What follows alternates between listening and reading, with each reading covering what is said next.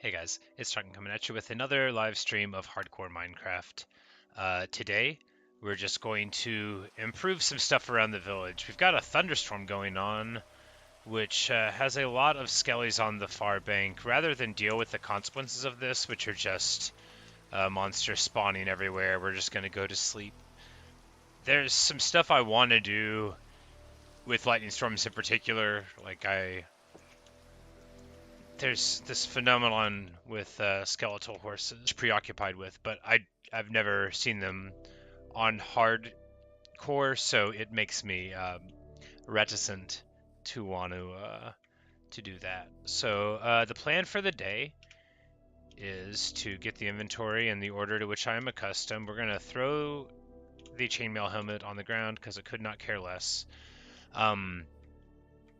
We're just going to try to, improve the various farms.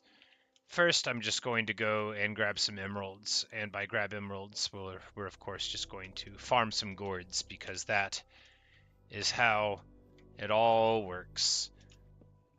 Because I don't need just like a small amount of emeralds, I also need a mending book for every single piece of gear eventually.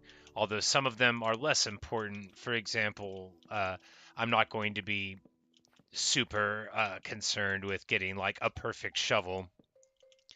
Hello, marvelous bee. I am very pleased with the bee. I need to get a beehive for my cherry tree. I need to get more cherry trees. There's so many things to do, but fortunately I have some time to do it in.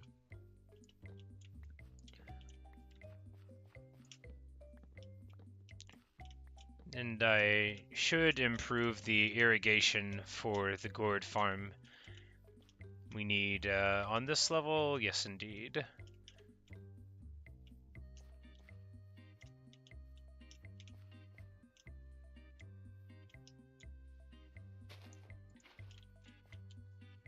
Hi, Colin. Nice to see you.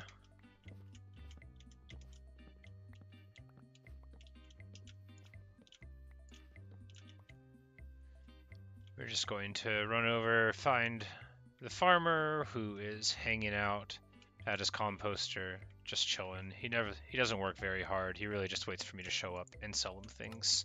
Very useful materials. And I need to get the melons put together first and stop dropping tools on the ground.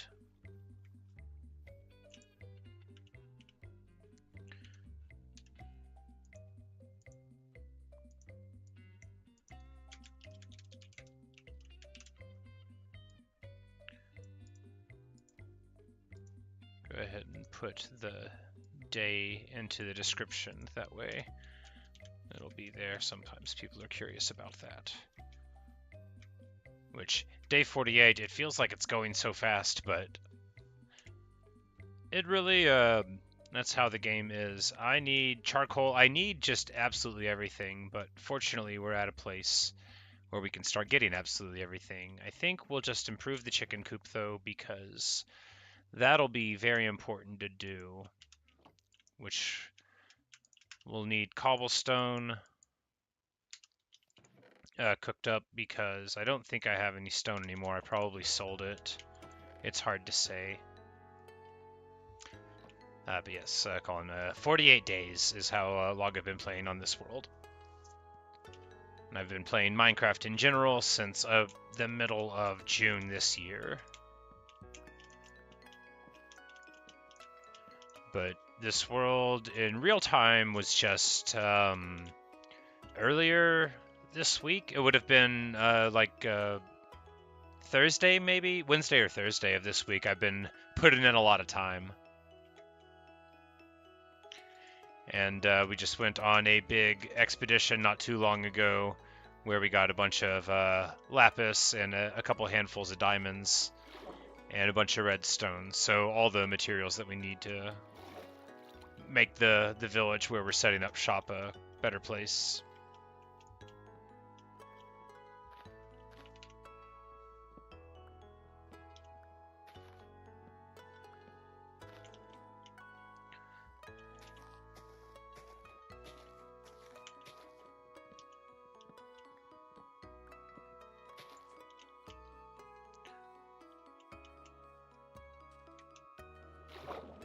And just trying to cycle through all of my goals, because we're going to want more fuel for our auto smelter. Won't be very practical to not have it. And that'll give us enough for a little bit. This should be enough stone, because we need, I think, slabs for redstone torches, if memory serves.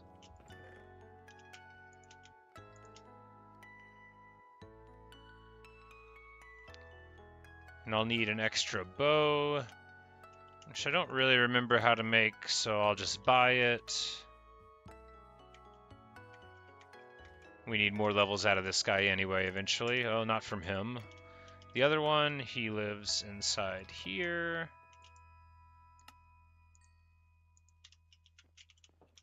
We'll go ahead and buy some chunks of arrows there. He should level up right now, and now we could buy a crossbow if we wanted. Not that I particularly do. But we're only going to need like one dispenser here. I need to make a lever. I don't remember how to make a lever. A block of cobblestone and a stick. That means I'll need to get one of the cobblestones out of here.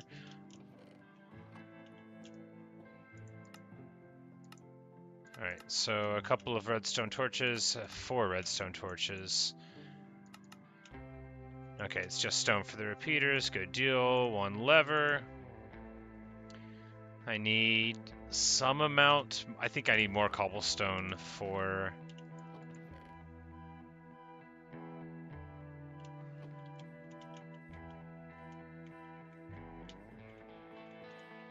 Trailing off there. I think I need more cobblestone to make the next thing, because it's like a bunch of cobblestone and then like 1 redstone and a bow, if memory serves.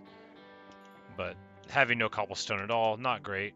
And this will just get us a little bit more coal, which is fine. And it occurs to me that rather than like exploring out into the distance next time, we could just dig underneath the island here and get resources closer to home. But actually, before I took the big cave jaunt earlier in the previous live stream, I was less bold. Didn't expect to do so much. Right, yes. Dispenser, most excellent.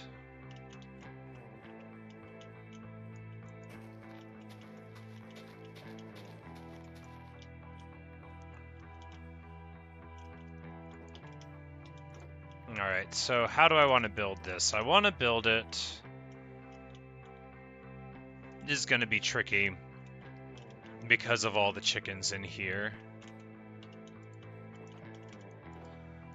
Which is usually the sort of thing that I say before I commit atrocities.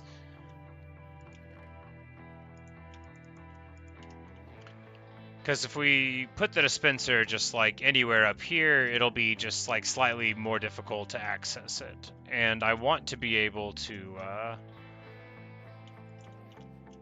put eggs into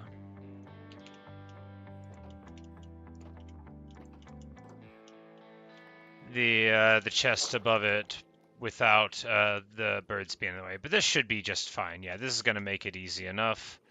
We'll crack this right here. And I don't think they'll get in the way. I'll need to go to the other side, though, and replace it. It'll be fine. It shouldn't be too difficult to look at. It might be impossible to swim through with all of these chickens. Fantastic. I'm a genius. Anyway, we're going to either...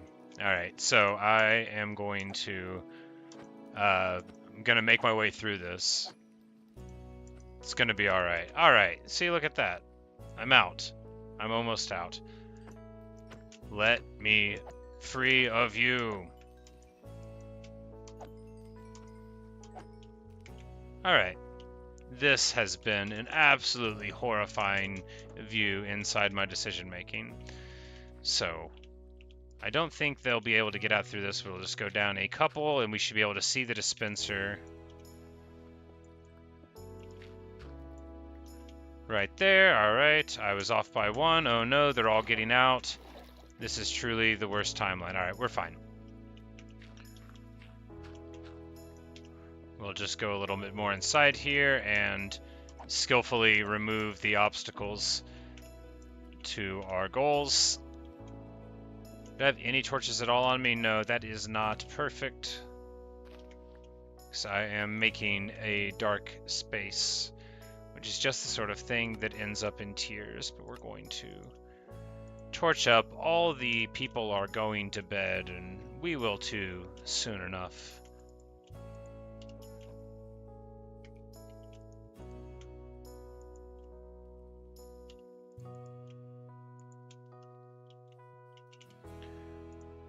Get a nice little pumpkin seed and set it up, and we're gonna say hello and good night to Garuda, who's a good bird.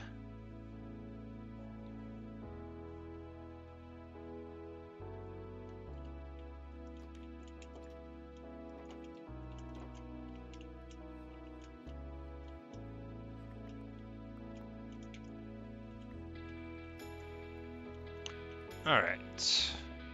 Now we have found the dispenser. Excellent, amazing work. Actually, is it facing the right direction? It appears to be facing the right direction now, so we just need to set up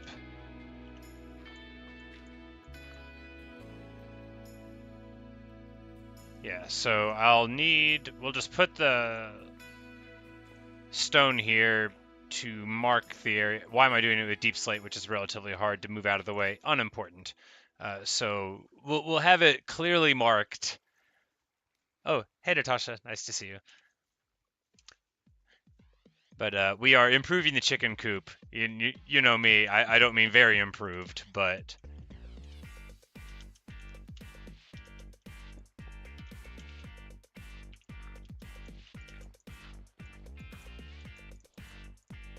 get us a little bit of breathing room here.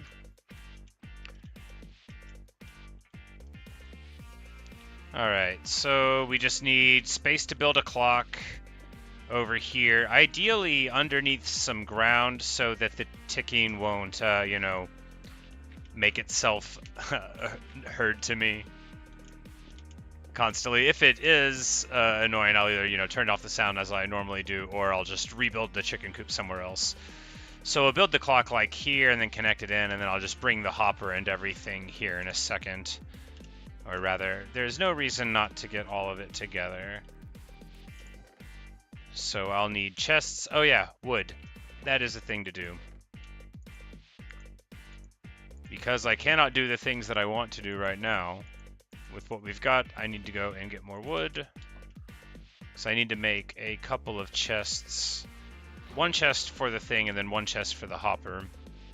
Really a double chest above the hopper would be more ideal because one gets rather a lot of eggs.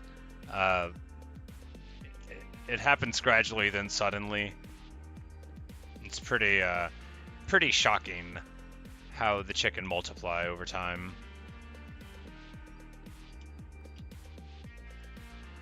But definitely a good farm for beginners. Also, interesting in that they are the only farm I know of an animal where you can have just one of them and then generate an arbitrarily large number of them. Like with one cow, I don't think you can make another cow, not that I know of anyway.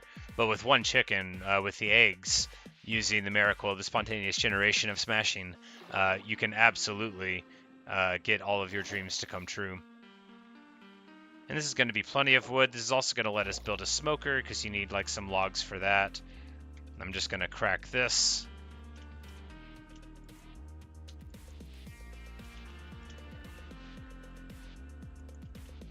Oh, I already had a furnace. Did not realize. Because we're about to be getting lots of chicken here in a bit, so we're going to want to secure someone's employment here. Who wants to be a professional smoker? Ah, this man seems interested in butchery. Unfortunately, you're wrong. No, get out of the way. Who wants to be a different kind? Alright, clearly this guy also does not understand the assignment. Who now will become a butcher? I'm not, like, I don't care about the pork chop, I need one of them to buy chicken. Which one of you is it gonna be? Alright, is it this fellow? Oh yeah, he's super far away. Great. You know, I don't even have to get this guy set up yet, but since I am failing, you know, this is the last time. Hey, there you go. He buys the raw chicken.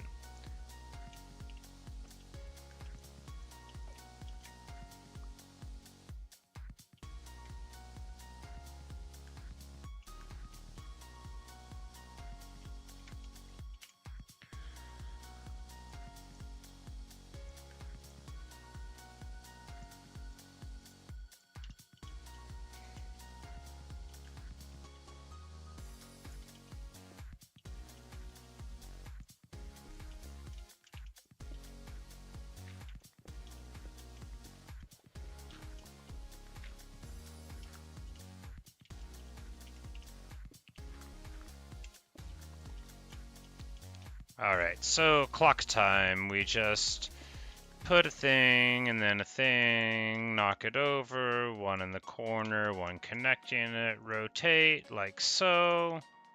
Here, and that's a clock. We'll want to build it further over this way, proving that I have a terrible spatial sense sometimes.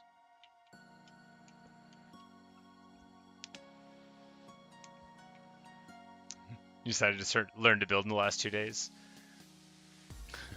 Yeah, Natasha, you mentioned that you're like primarily a redstone player, so I guess it's all different things. But that's awesome that you've been trying out something new. Very cool.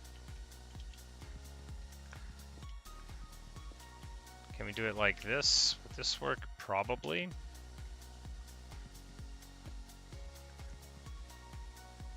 Yep, there we go. We'll just throw it in there. It works. We're gonna have to look to make sure that, first of all, it didn't make the hopper. We're gonna have to look to make sure that the water, actually I could just get rid of the water once I finish building, so we don't have to confirm that the water's fine, actually. We need planks, and then chests and iron.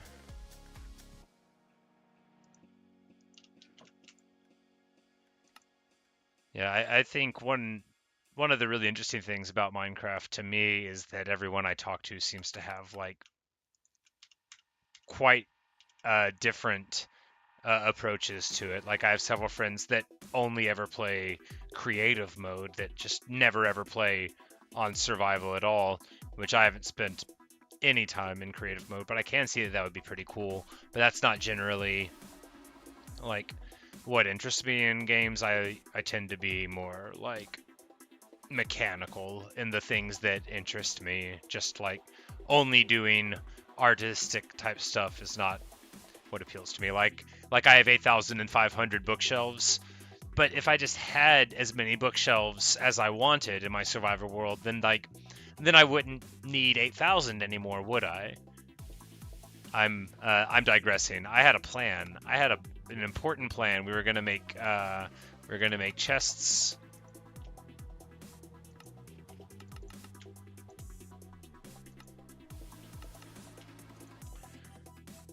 And just one hopper is all we need here. Yeah, because we're not going too complex.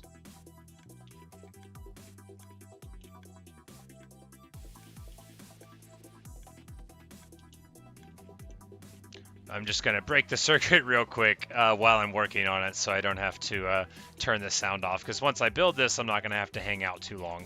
So, all right. Hopper first. Am I going to be able... Yeah, we're going to be able to look down at it because we'll just go like so with the crouch. Whoever told me... It might have been you, Natasha. Whoever told me about how you can crouch to not put something in to an interactable block, but instead place it on top of it. Just a total Total game changer. Saving my life for real.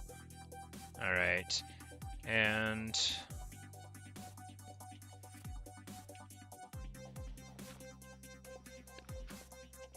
now the chest can be opened. I believe you can still open it from the other side. And, yeah. We'll just remake the clock. Oh, I messed it up. It's alright. Much faster. There we go. This dude is hanging out down here. That's fine, you know, whatever. I don't think they can ruin anything. And perhaps the ticking will drive him mad. Can I hear it from over here? No. Yeah, it looks like they are all just, like, really wanting to get into the chicken coop. It's not going to happen. I do not permit it. I need to make a spyglass. There's so much stuff I need to do with all of my my provisions. I need to get these diamonds out of my inventory.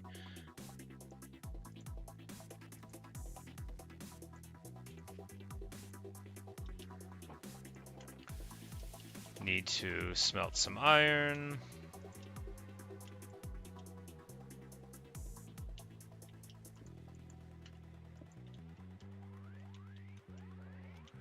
The ejector's looking up. Ah, yes it is. Thank you so much.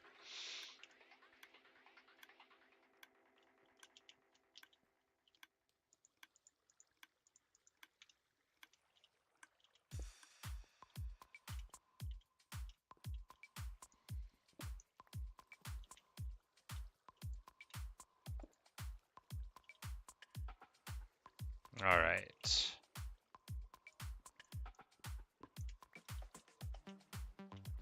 How does one... I need to go the other way and face it towards me, I guess? Because that way would shoot it towards me. Great. Well, we're going to need to go back in here with all of the chickens and... yes, indeed. The, wait, no. How could I be so inconsiderate, Groot? I'm so sorry. Watching me work hard all day. Now we can lay down. Right, but I think we're going to use this opportunity to thin out the chickens 100%. There's someone who doesn't like that in particular, but I think they're not watching right now, so we'll just we'll get it out of the way. Oh yeah. Well, actually, they're mostly out of the way here and are unlikely to be in my way. So now the water's got them in manageable positions, and we can grab the eggs there. Which, in general, like this is what I would do. Oh, it ping pongs me around. Oh, they're dying to crowd damage. So you know that's one way to have them go, but this is actually not ideal because I need them to give experience, and I don't think they do if this happens. So we're just going to crack the dispenser. And now it's facing the right way. We will bucket the water up. They will ping pong out of that area pretty quick. And we will... no, I don't want to do this with the diamond sword, do I? Because that's sort of wasteful. Well... yeah. It'd probably be smarter to make a stone one, but ultimately not terribly relevant.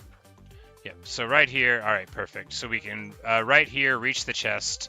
So we'll be able to run down into the chicken coop, throw all the eggs inside, and then they will just be able to turn into chickens. So right now we're going to cull the herd, get all of this going on, and then the next group of chickens will be totally new and fresh.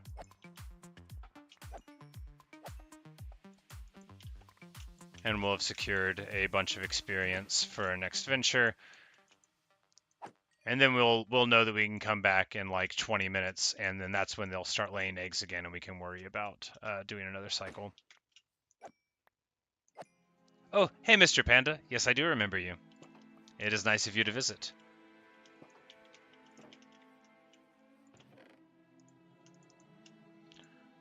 Alright, I should carry less stuff in my bags. What an irresponsible person.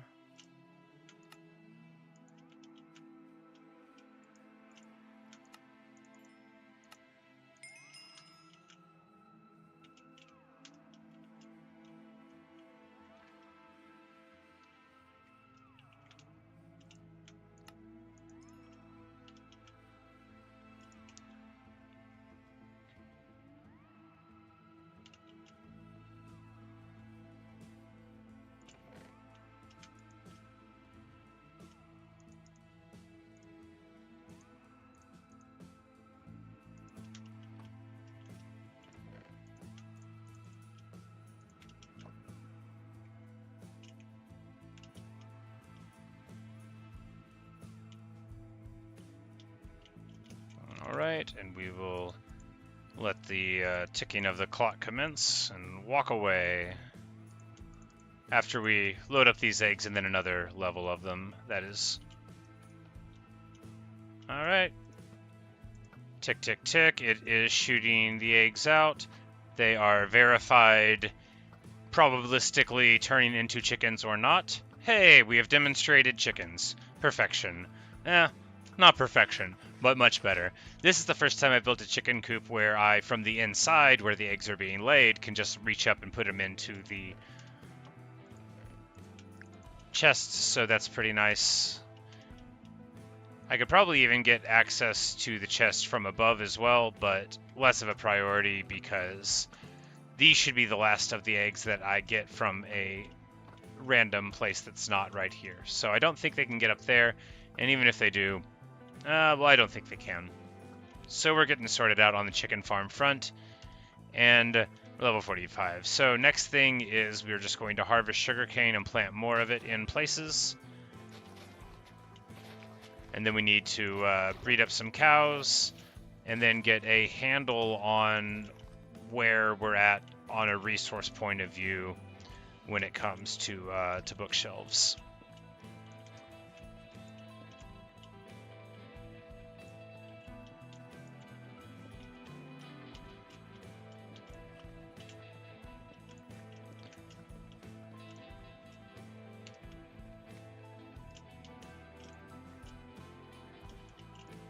I need to figure out how farming villagers work. Because I've seen them, like, work on stuff, but other times not. Maybe they only work on, like, hydrated land that's close to their block. I also need to build a house. I was going to wait until I got set up, you know, so I can build the enchantment table and a room off of it, but, I mean, we're fairly close to being ready for it now, but I'm getting distracted. I need to be laser focused. We're now laser focused on the acquisition of leather, so because I'm pretty sure I will need more. I also should make a hoe, but I haven't yet.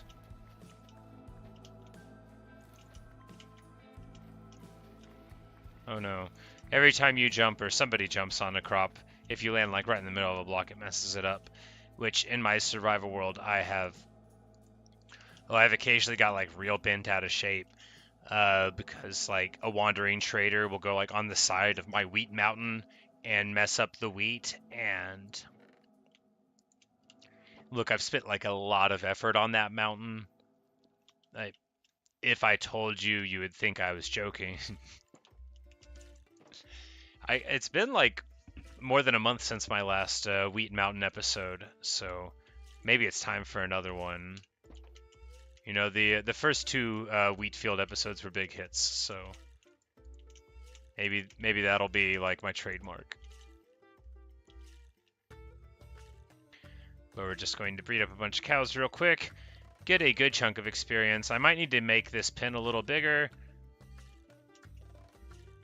Let's see, entity count.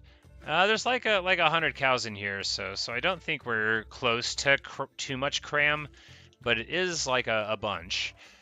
But all right, to reconfirm. No, never mind. This is just like 50, so we're not even close to too much cram. Good deal. We're gonna give Hank some steak. Who's a good boy, Hank? You keep on watching these cows. And use a good sheepdog too. And use a good general purpose dog.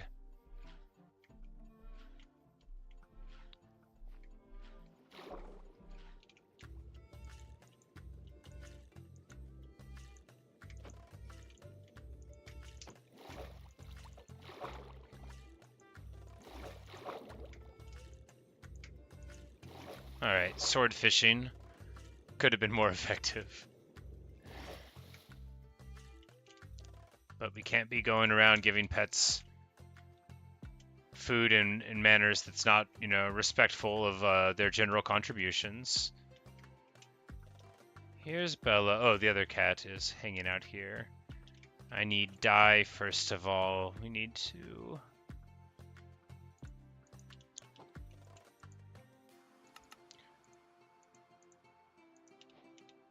We'll give Bella a nice yellow collar this time.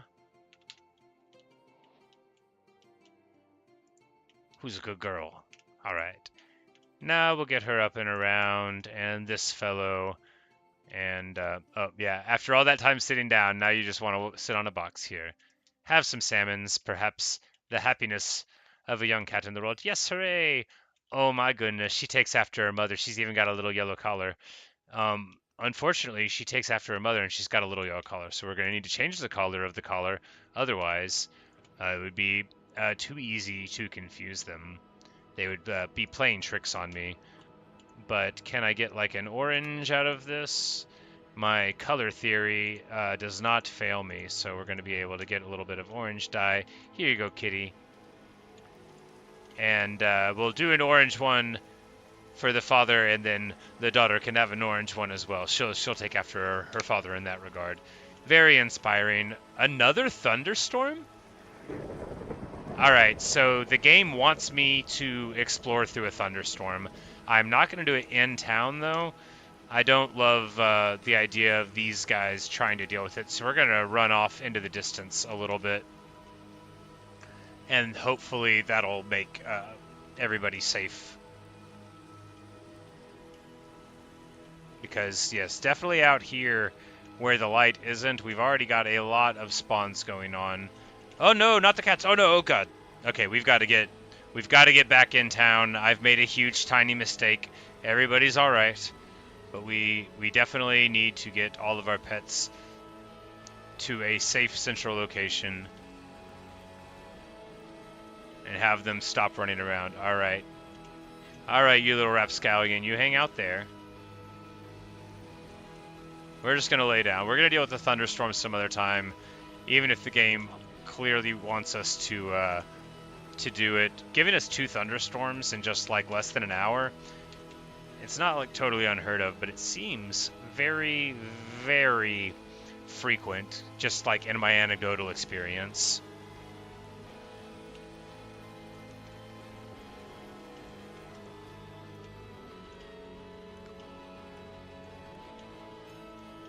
No. No, no, no. Yeah, I don't know what's going on with my bird.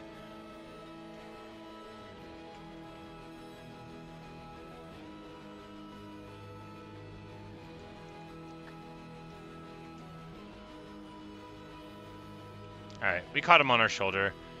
The thing is that I was just trying to feed him a seed, but apparently they don't eat them once they are already tamed. We'll have them sit down there. That's good. And Bella, you rapscallion, you come this way. Come here. Oh, never mind. She doesn't want to listen. Come on now.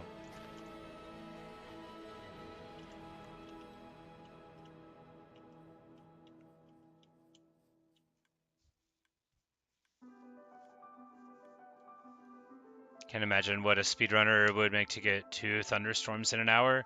I imagine they're very important for something. I remember reading a couple of the advancements going through. Right, was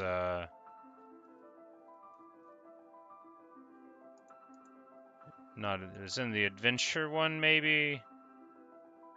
Strike a villager with lightning. So I could see how, yeah, you would have to have lightning in order to get that one. And they are pretty rare. I do know that they are pretty rare. So you've talked before, Natasha, about people doing ones where they try to get all the advancements in a run. So I bet that could be like a big bottleneck. That would be a headache. I could definitely see that. It would be awful if you were like on a good pace or something and you just needed that one thing to happen. But the games I know the most about, like speedrunning in, are not really RNG dependent.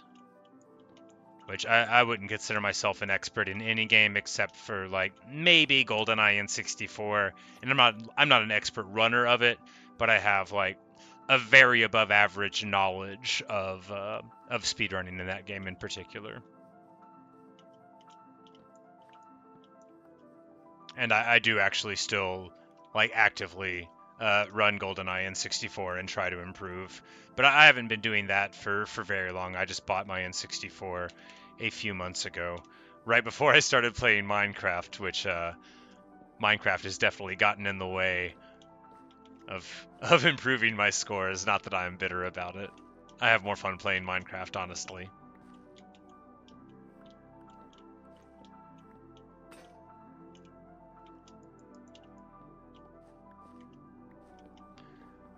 And the relentless march of farming goes on, and we're going to be in good shape. I think we're going to have, you know, a solid amount of emeralds, because for each of the things that we're enchanting, we're going to need at least 2 copies of them, right? We're going to need one for the base that's a good one, and then one to grind enchantments off of until we get a good one, and then we're going to push them together until we can get Protfo and other stuff. But I'm not going to allow myself to ignore feather falling this time. Not to be all, I died of that in the last one, but I haven't forgotten.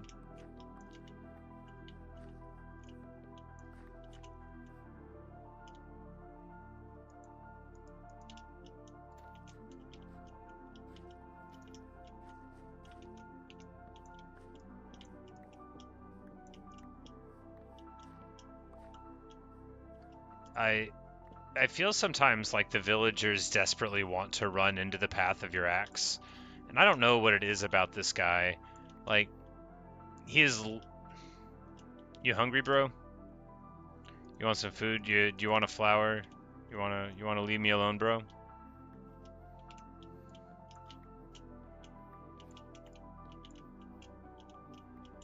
I guess that guy can't find anybody to hang out with him. Which is sad, you know, like there's a lot of villagers. I bet he's got a lot to offer if they would just give him a chance.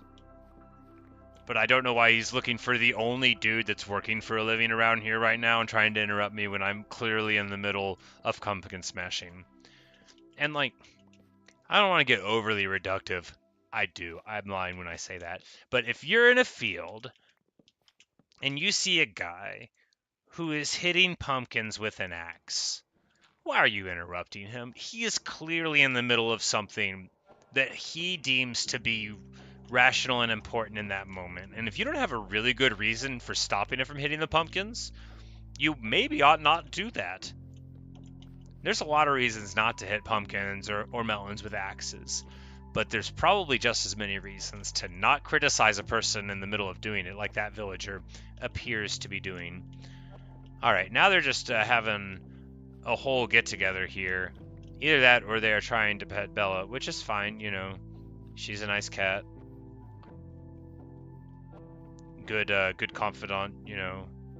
She'll keep your secrets.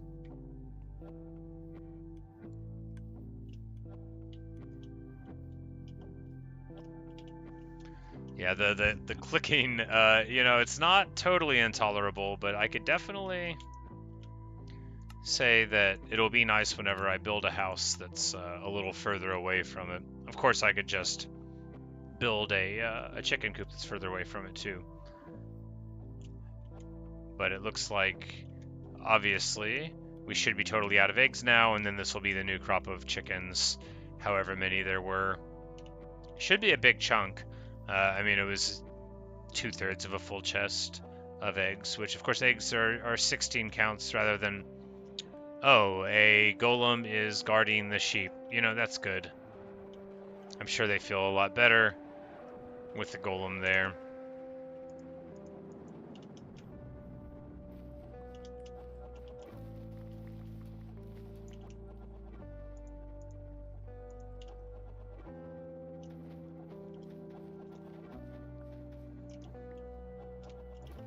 I know I was supposed to be taking stock of where the bookshelf situation was, but then I started feeding the pets and I didn't do that, which I'm sure comes as a surprise to everybody else. Laser focused. Now it's time for eating steak, the cornerstone of any nutritious lunch.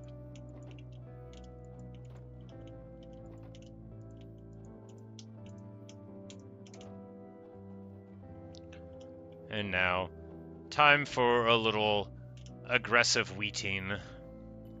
And as we run in a circle, let us give thanks for the wheat. Who's a good cow? You're a good cow. We are all wonderful cows today. And don't think about what's going to happen later. Ashes to ashes and all that.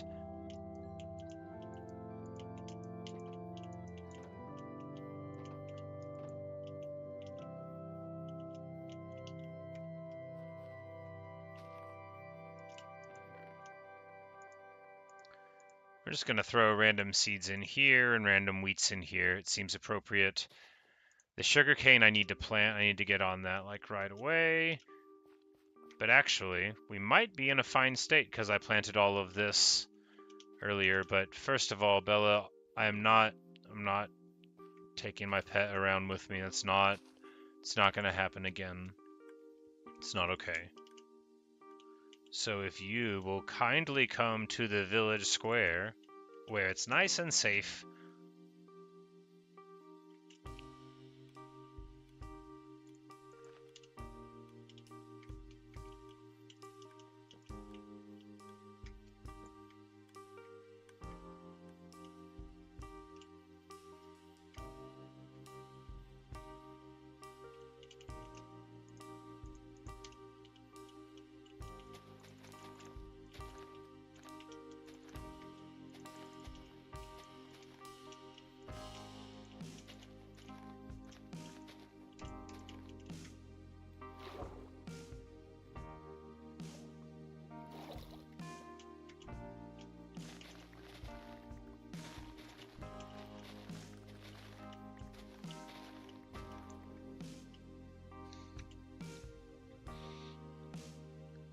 No, this person at work did tell me that they thought that I could be a good Minecraft speedrunner if I wanted to be, which I thought was very flattering because they seem to have a very high opinion of Minecraft speedrunning. As you may know, I've never beaten the game, so it's not really on my radar to try to do it quicker.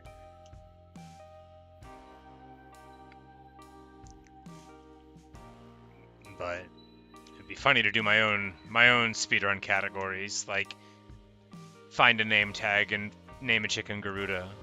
I would be the world champion. You know, not high competition, but it's important to care about what you're doing. Chunks more of emeralds, and he actually went through like a double cycle of pumpkins, so that's pretty excellent.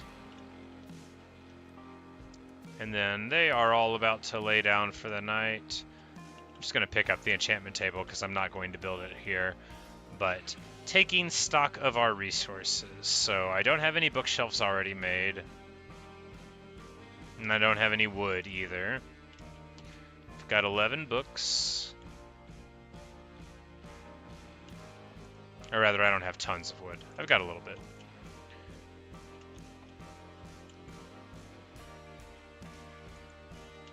We're just going to lay down for the night.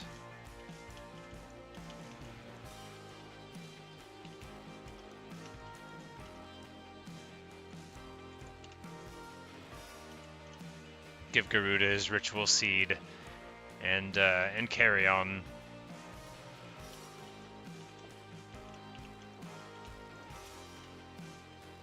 Should be just a little bit before the chickens become old enough to start laying eggs. And then we're not going to cull them immediately. We're going to let like a lot of chickens build up, I think. Because the chicken farm, ideally, like, that's one of my major things that I use whenever I need to soup my gear up with mending. In my survival world, I have a field with like 1,000 cows in it. I say like 1,000. It's about 1,000. Sometimes it's 1,300. Sometimes it's only like 800. But it's usually right around 1,000, and I just go there and breed up a bunch with some wheat, or smash a bunch with the sword, and then before I know it, we're all mended up.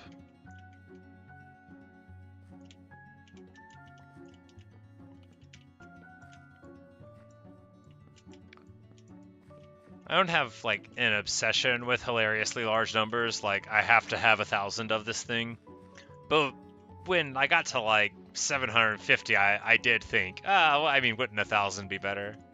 And once it was in my head, it was impossible to let go of the dream of the field of 1,000 cows. It also, like, it's just a great title, rolls off of the tongue. I don't think I ever made it the title of a video. It didn't seem like an achievement to make a field of 1,000 cows. It just made me feel good about myself, which, well, I mean, that's an achievement in itself. So I should have given the field a little bit more credit.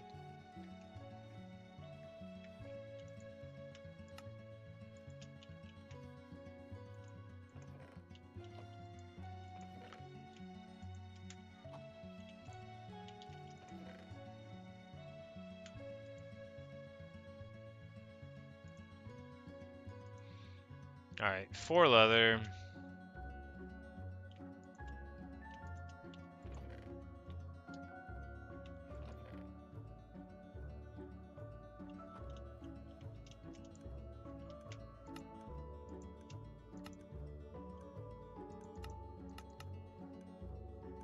Can't make books, I gotta make paper first, that's right. But I shouldn't make paper because this is only gonna make like 48, and that'll make 16 books, and we need way more, so I need to plant the sugar cane, and then the next cycle of them will likely be good enough. You can imagine me doing a speed run and a set seed. They're pretty faster than the random one. Need training to know what to do, yeah. Okay, so obviously there would be a lot of different categories. It didn't even occur to me that you could like get one specific one and do it over and over. That would be pretty interesting. You'd be like, okay, I need to go to this shipwreck here, and then like you could sort of refine your technique. Like I mentioned, me speedrunning in GoldenEye, I don't even run the whole game. If you haven't played GoldenEye, it's got 3 different difficulties, and then it's got 20 different individual levels. And that's like the community principally cares about individual level times as the standard, although there's still like full game speedruns and stuff like that. So it's definitely more up my alley to train one exact thing rather than, you know, moving into a random world. Could be fun. Might look into that into the future. It's not like on my radar right now, but I definitely, you know, I'm not at all bored of Minecraft, not even the slightest, but it's always fun to think of new things to do all the same. Like, before, this person at work just casually mentioned that they thought I might enjoy hardcore. It did not even occur to me. And then, now it's just like so much fun. I can scarcely remember a time before I played Minecraft hardcore. I was born to it, molded by it. I didn't play on easy. No, I actually played for just a shockingly small amount of time on easy. It was normal when I first started, and I was terrible. And then I played on peaceful for a long time. And then I played on easy for like a day, and then I turned it up to hard. And then shortly afterward, the hardcore journey began. Which is my favorite way to play by far.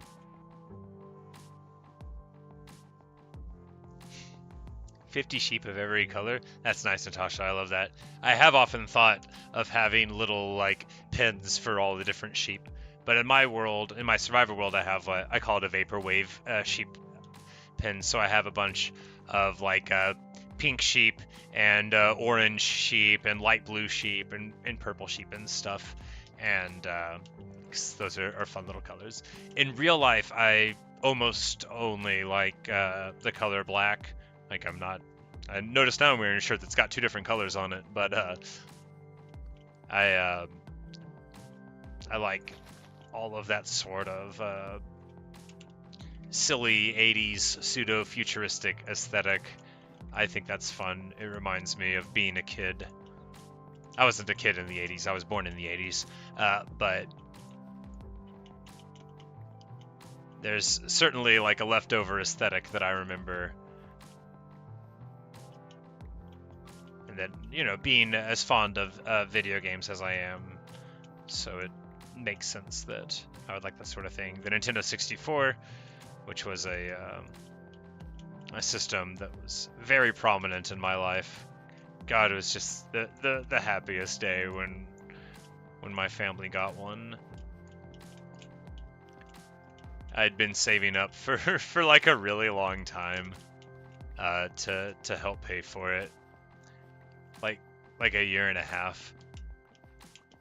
But ultimately the day came and GoldenEye was on it, and it was the best, and Super Mario 64, and I could just like name a bunch of games now if you wanted. But all the ones that everybody loves, I love them too. The 64 is a weird system in the grand scheme of things. One that's like so inseparable from its controller, and the controller's like so inseparable from being a poor choice. Like my speedrunning game, GoldenEye, my speedrunning game, I merely have spent like a couple hundred hours on it. I'm not even good. I don't have a single time that I'd be proud of. If I were to mention like my times that I've got on levels that I've been working on to people in the community, they would like want to give me a little pat on the shoulder, like, "Oh, buddy, you're trying so hard. That's good. Damn 58. You know, maybe one day you'll speed it up a little bit." But I mean, that damn 58, I was psyched. That was the culmination of dozens and dozens of hours straight attempts of this 1 minute level before I got 58 seconds on it. The world record, of course, is 52 seconds, which is not what I'm going for. I'm going for like a 55 would make me feel amazing. But it's not inconceivable that I could get a 55. I just need to execute a run perfectly. Ha! How hard could it be? But I don't play so much anymore, as I mentioned. And that all started from the N64. Anyway, they had some controllers that were in the plastic colors, like the sheep colors. Apologies for the dizzying links that my brain takes to go from one place to another. Well, hopefully it doesn't bother you.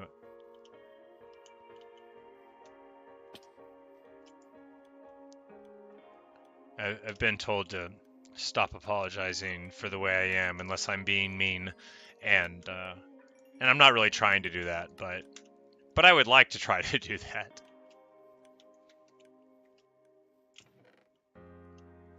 We got 46 emeralds now, which is magnificent. It's the best.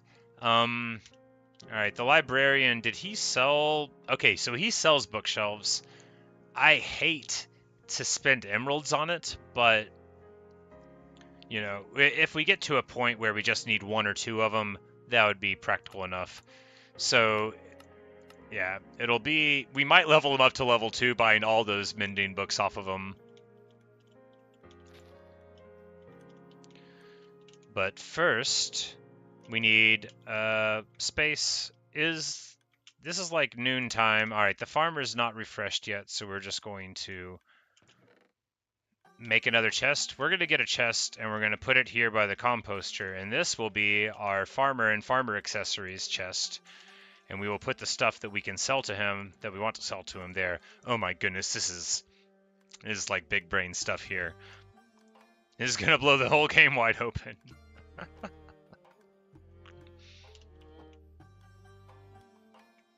And we'll just get away from the relentless clicking. I'm going to pick up whatever random eggs I've got laying around, and we're just going to try to organize our stuff a little bit. Not a lot, just the slightest, barest amount. Try to put the iron in one place. I don't need that junk anymore.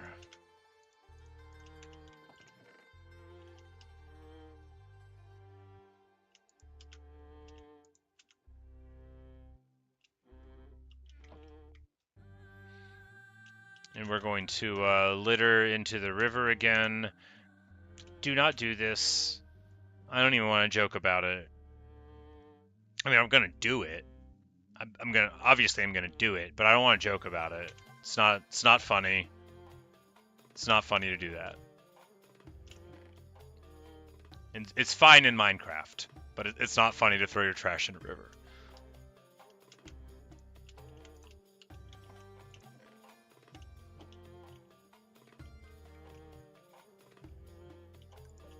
Oh no, what? What happened to him? He looked like he took a lot of damage. I didn't do it. Did I throw an egg at him? Oh my goodness. Well, at least he's not mad. I realize now that I totally did do that. He looked like he got a lot of cracks. Did I, like, decay his armor with, like, an acidic egg assault? Acidic egg assault, good band name.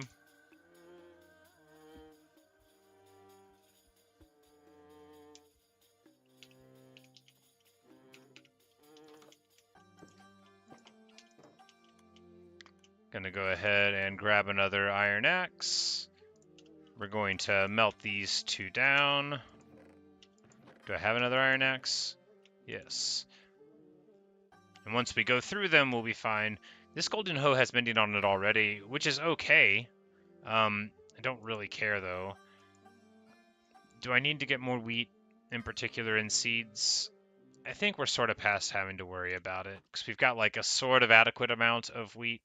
We're going to be able to get another like 30 or 40 leather before too long.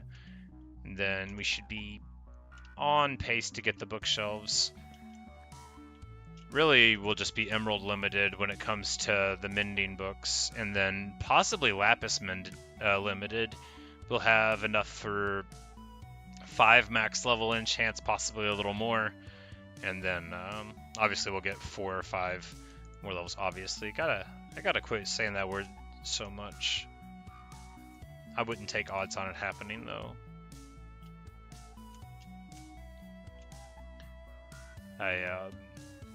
My normal speaking style, I have rather more time to plan than whenever I talk extemporaneously for an hour or 6 at a time.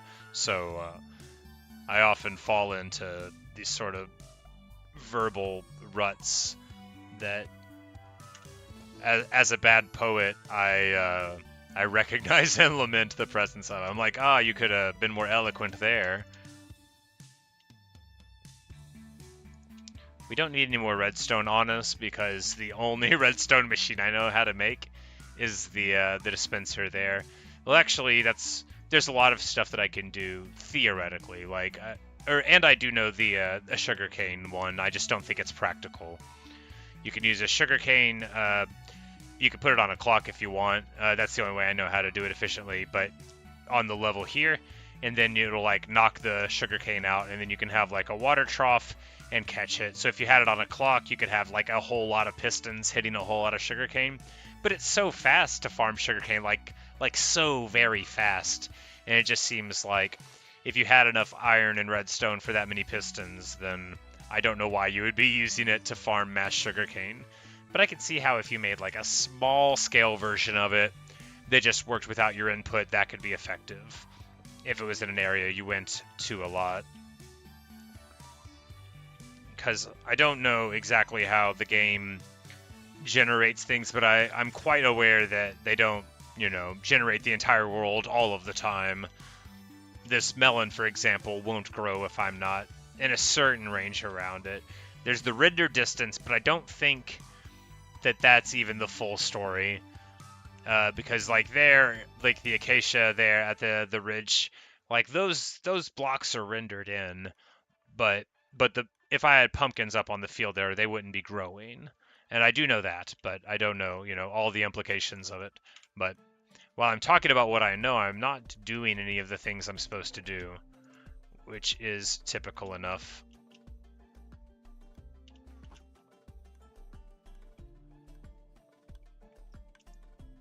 He's ready to buy things again. Excellent. I knew we could resume our magnificent economic partnership. And now we've got almost a full stack of emeralds. Feels good. And it won't be too long before we get set up with more of them. So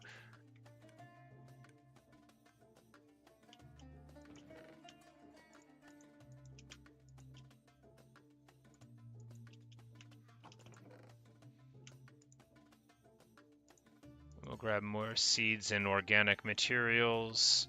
Pork chops for the inventory. Oh, we got 17 leathers there. Alright, so now relatively closer to the goal, because 17 leathers, 17 books, all we need is another, 51 sugarcane to make that, and then, 3 to a bookshelf, so that's like 5 more, or, 5 and some change.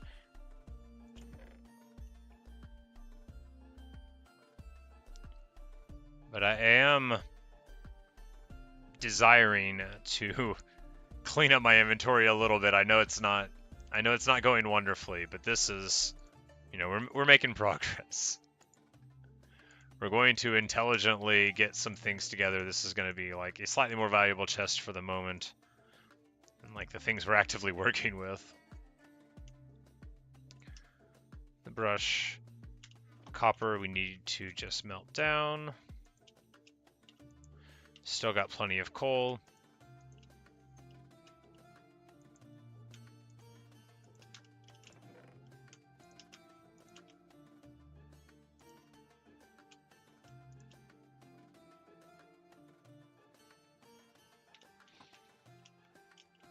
Have the chickens grown up?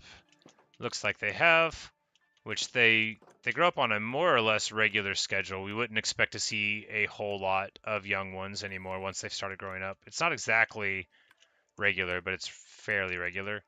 Then we'll just toss the eggs in there, and then that's our duty done by the chicken farm. Dramatically more efficient than feeding them seeds, although feeding them seeds does give you experience. So Natasha, you said there's render distance and simulation distance. Full of automated farms are only worth it when you need a ton of material. That makes sense.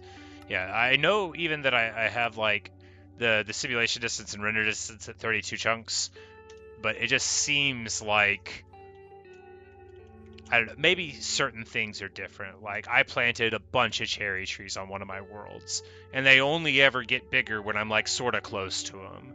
And, like, that I planted a bunch on, like, a mountain ridge, right? And they never grew, and I could see the saplings in the distance all beautiful and pink.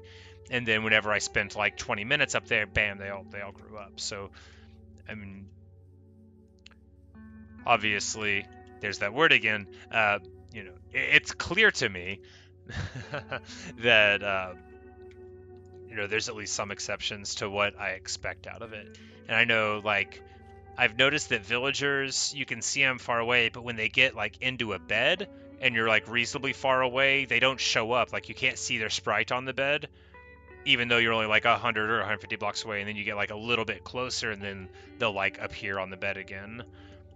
But I've really only noticed that because my my various projects on my survival world that involve just planting so much wheat. I gotta quit teasing it, I'll make a video on it soon, maybe tomorrow morning. It's just, I gotta like, I like write an internal script for my wheat videos because I'm so proud of them, and I'm like, the people, they're really gonna want to see this, so I always want to do like a good job. Make it, relatively swift compared to my normal style of video, not like a lot of like 15-minute rambling, just try to get in, get out, get everybody's attention with like, hey, this guy really likes to plant wheat. It's not quite, still not quite enough, some things you think that it will be, and then you just realize, I gotta have more.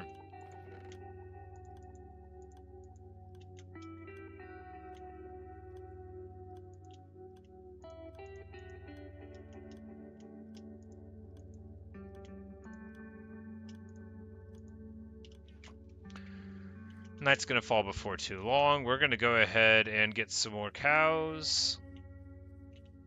Or rather, how much more wheat do I have? Probably not a ton. 55, plenty. Oh no, I have thrown down my axe.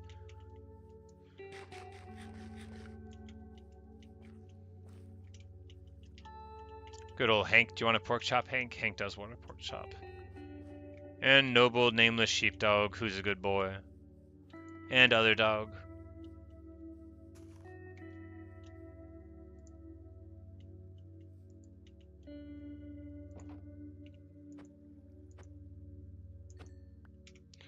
Go ahead and get these out of the way, since they, you know, don't want to hang out inside. There's no point in making them.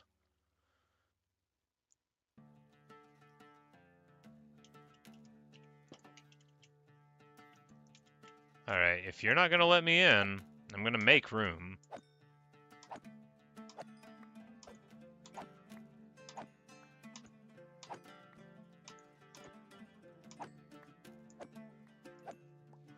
Alright, shortly afterward, in a puff of smoke, it became clear that I had enough after all. There were more of them in there than I thought, and now there are less of them than before. We should be in a good spot. If not, we're very close, and I don't think we'll be inhibited from getting the leather that we need. This is also going to give us a great amount of steaks. Who doesn't like steak? I mean, a lot of people don't like steak. I bet you wouldn't find many in this pin right now that are fond of the concept, but, you know, really it's about the leather, and if y'all were more like sheep, we wouldn't have to have this conversation. It's sad. It's sad the way that you are treated by me, the farmer, as if I could not have done something else. They're just like looking at me hitting all the melons. Hello, Yazid. I can put a carpet on the fence. Okay. What's that mean? I guess I'll just do it and see.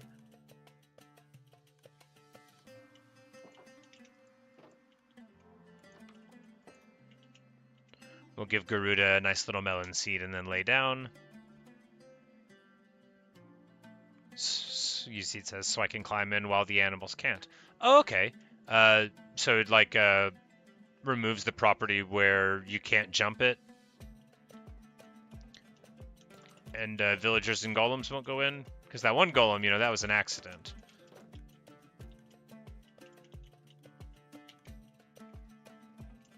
But Hank's following us around. We need the cow dog back in operation. Come here, Hank. Who's a good boy? You stay there.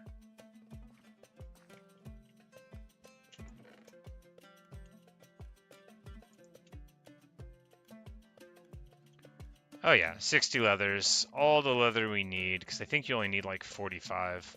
Excellent. Alright, and that means it is time to add up all the sugarcane, and I think we'll have enough.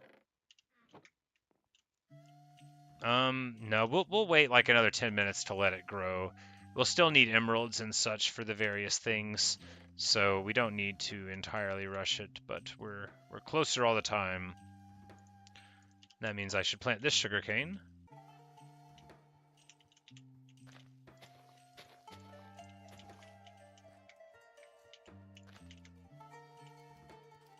While we're waiting.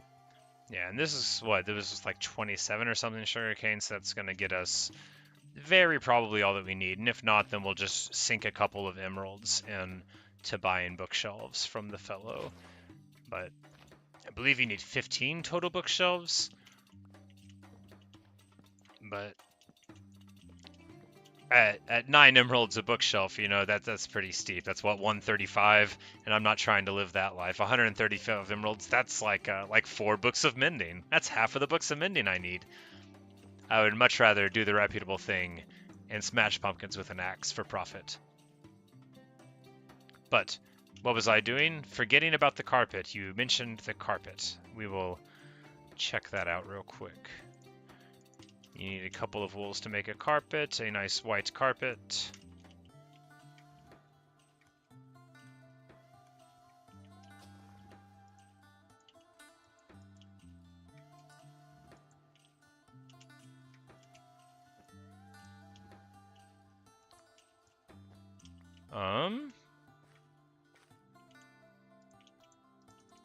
I'm trying to click it. Okay, there we go. I was just trying to click in the wrong spot. Apparently, what I needed to do was make this weird area here. Alright, so if I just... Okay, yeah. I can easily jump in and out. The cows can't. Thanks. Thanks, Yazid. That is An excellent little tip. I'll probably put a different one in a better spot later, but that's pretty nice. I never really go into the sheep pen, but that would be great, and I will definitely make one there too, if it lets me. Too many animals. Come on now. Yep, it's hopeless. We would need to do this during construction. But we'll just put the carpet there, and then at a later date, whenever the time is right, we'll come back and do that. Speaking of the time being right, we got to cook up some steaks. This is way too many steaks. These steaks are getting out of control. And I believe actually we're going to be short on wood for this most likely, so we're just going to go ahead, take advantage of the fact that we need to get time burnt with the sugarcane growing and go and knock down some trees. We're also just going to take a jaunt around in here and get more chickens going. Once you get the chicken farm set up, and this is like, man, being able to put the eggs into the chest from the inside, it's dramatically better than my previous versions that required me to come out and then like go up top, because like my earlier ones, if you didn't see them, like my dispenser is like up at the very top, which is, you know, not perfect, not ideal. But speaking of ideal, this fellow will be ready to buy more materials.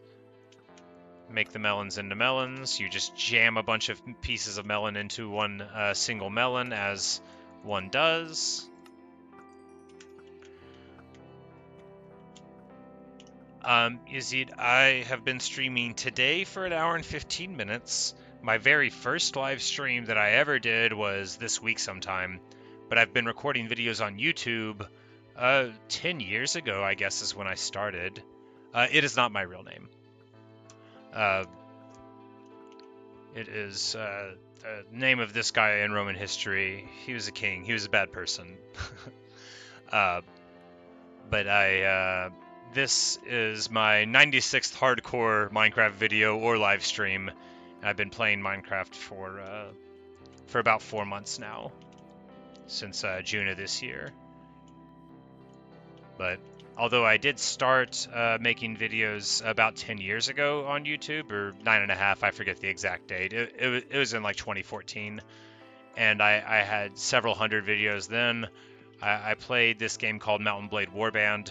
That was the only thing I ever recorded, and then I just did that all the time. And then I took several years off, and then I recorded a couple of other things, Total War Warhammer for a bit.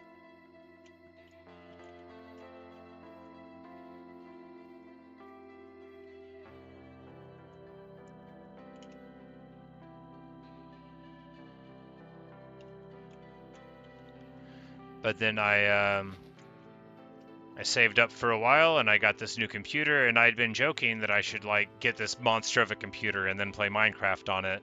And then, you know, everybody that I knew said, you know, I think you'll really like it. And I was playing a lot of World of Warcraft, and I was soured on it. I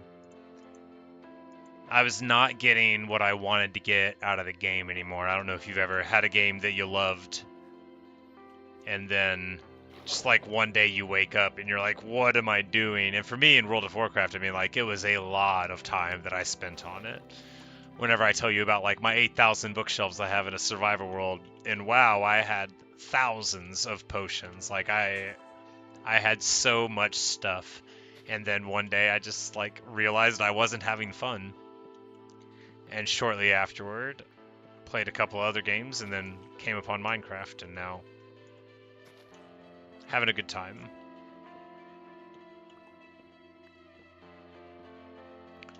But although I had all these Minecraft videos, I never like edited anything. I still have never edited a video, even though I've uploaded many hundreds of them. I think we're somewhere in the neighborhood of like 800 videos I put onto YouTube now.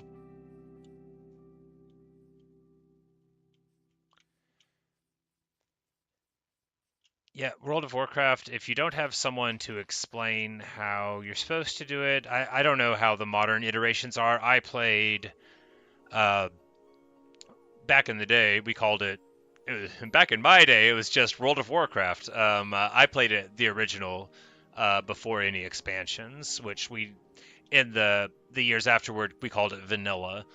And then like 5 years ago, they released vanilla again, essentially, and it was called Classic World of Warcraft. And I played that very extensively for a while until my health got bad. I had to have surgery on my hands. They're much better now, but they were not very functional for a bit. And then there was another reboot of the classic World of Warcraft called Season of Discovery that I was super into, and that was the one that I quit playing whenever I started this story, where I met, like a lot of awesome people that were super talented and just like really smart and great to hang out with, but when the fundamentals of the game just don't resonate with you anymore, hard to keep on trying to do it just for other people, especially if you're me and you're not like super great at doing stuff for other people, even if you want to and you usually don't. I'm being uncharitable to myself again. I'm not such a bad guy as I pretend to be. I had carpal tunnel syndrome in both of my hands very badly, and it's a nerve disorder that's caused by like scar tissue building up in the ligament that goes transverse to your wrist, and it makes your fingers go painfully numb, and also removes a lot of strength that you have access to and dexterity.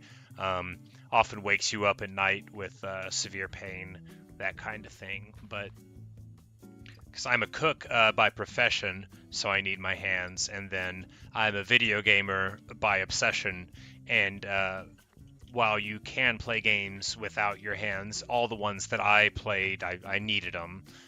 Although I adapted and played some stuff that didn't require as much of it, it was pretty hard on me. Hello, VTY. Nice to see you here. But I had an excellent surgeon, and it was a bunch of money, but not too much money. I would happily pay it again. No, I hope to not have a recurrence of the problem, but it may happen on a long enough timeline. I just am very grateful for the success of it.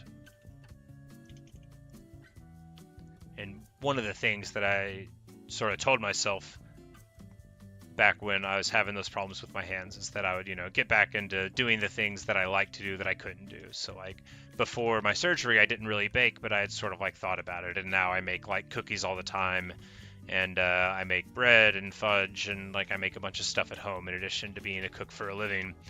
And that's been really fulfilling as well.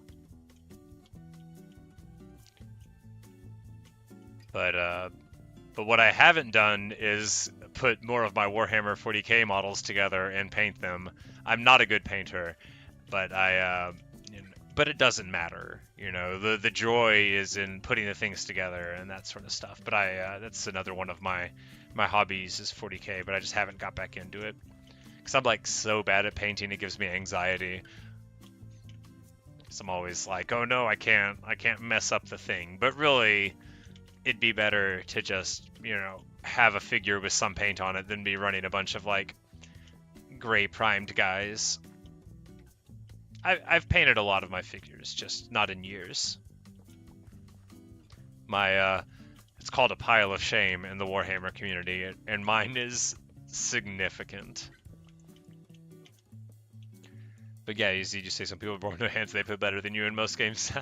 Well, don't get down on yourself. I'm sure you're good at plenty of things. But yeah, no, it's definitely inspiring what people can do. And like the strides that have been made in accessibility. Like, I don't know if you guys have ever seen the videos of like people that have like special controllers made so that, if they don't have certain limbs or like access that they could, use like foot pedals or whatever, like the drummer in Def Leppard, but for video games. And I just think that's really cool.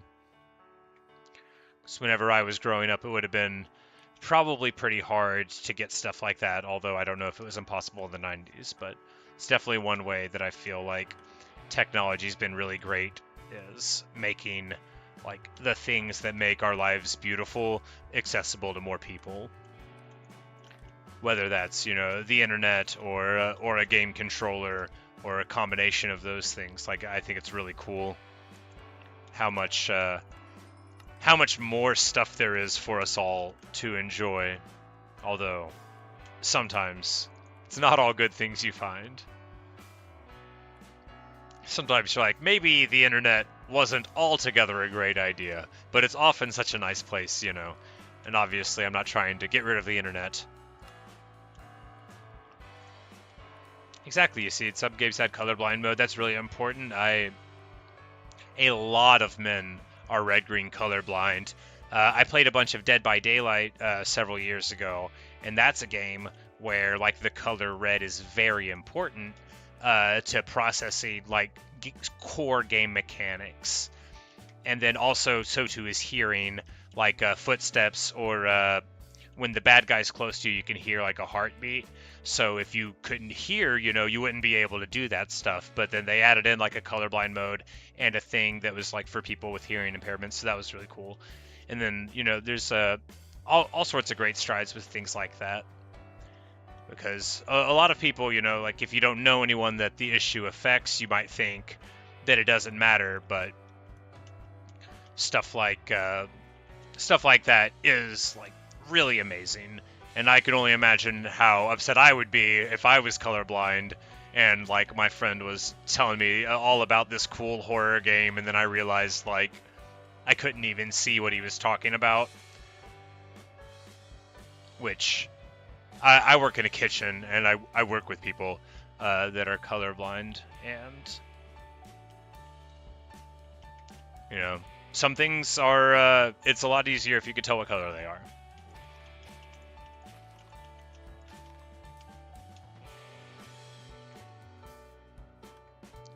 But I don't think they will ever be able to add something to Minecraft that'll make me manage my inventory properly.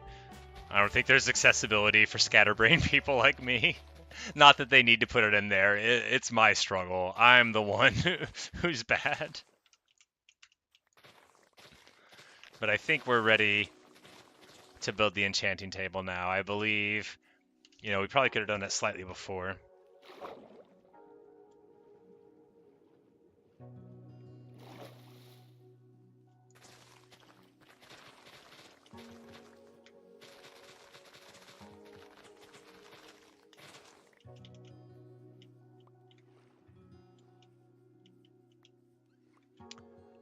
I'm not sure how if colorblindness is considered like prima facie disability in like a legal sense, but I think like philosophically it certainly is. I don't know like exactly the medical wordings and how they would categorize things. It might be like just a disorder, whatever that means. I am not a doctor, but I can certainly easily imagine a lot of times when it would be very important, like it's important that stoplights are arrayed in a specific way, because, like I said, like I don't want to quote numbers, but it's a lot of men that are colorblind. It's not like 1% of men. It's significantly more than that.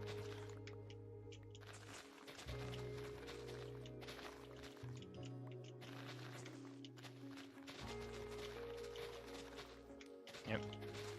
And in the modern world, we've developed a lot of ways where maybe it wouldn't be that important, but certainly in like pre-modern times, it may have been, significantly more of a problem. If there was something the color red around that was quite dangerous, you would want to be able to know. But I've been talking about this too much. If you're watching, dude, I'm sorry that I'm talking about people being colorblind. I know you get enough of that at work. Some of the people I work with watch my videos, and I'm very grateful to them, but I try not to talk about their business too much. No one likes to be the subject of somebody else's video, I don't think.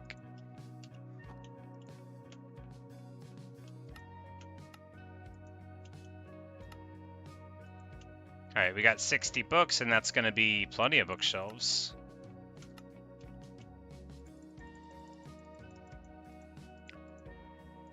We actually need the books for enchantment stuff, so Hi, Sanj TV. You rate my mustache? You can get slightly closer to the camera. You see it as a walrus. Like Friedrich Nietzsche used to wear, only, you know, obviously mine's not nearly as fine as his. Alright, we had, in conclusion, way more sugarcane than we had to have. Attend. Oh, Yazid, you're too kind. I'm fond of my mustache. It's funny if you go back to like when I started doing Minecraft videos in like June. I think I was like beginning this specific mustache. So this is many months of mustache.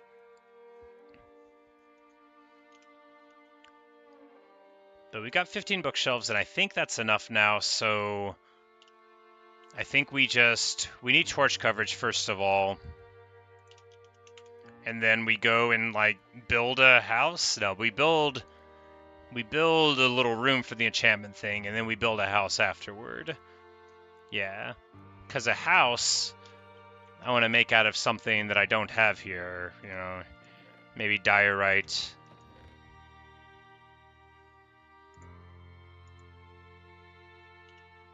But first of all, I needed...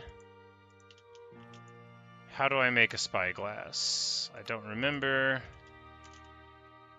I know the amethyst. Oh, just copper and the amethyst. All right.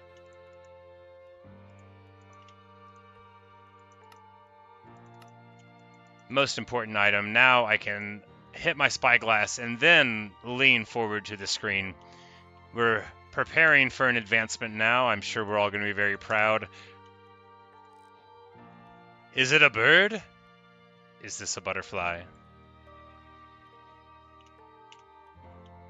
Who's a good bird?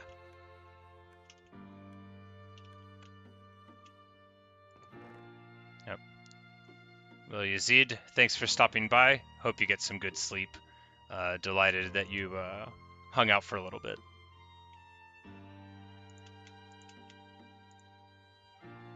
Wait, no, I'm throwing the pumpkins in there again. You know, trying to be responsible is just a really tough battle.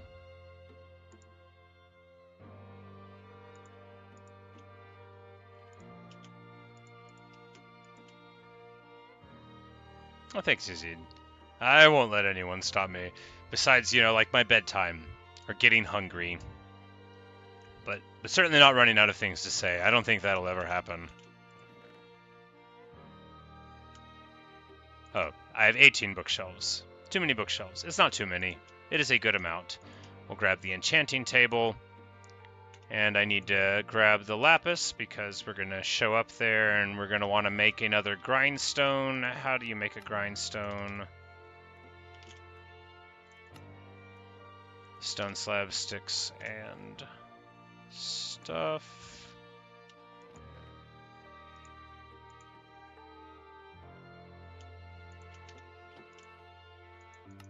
Very important to have a grindstone for your enchanting setup so that you can burn off things. Then I need to make an anvil also, but we'll do that once we wake up.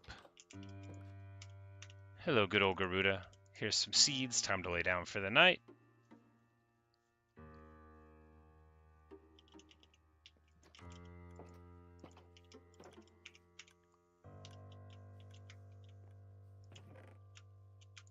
Just gonna put up some of this wood because I don't need to be carrying it all around.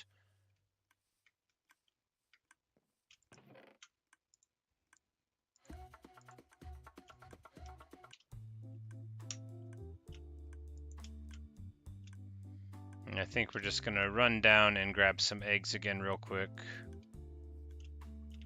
Alright, if I block this off, which there's no reason not to do it, will it make it quieter? No. Yes.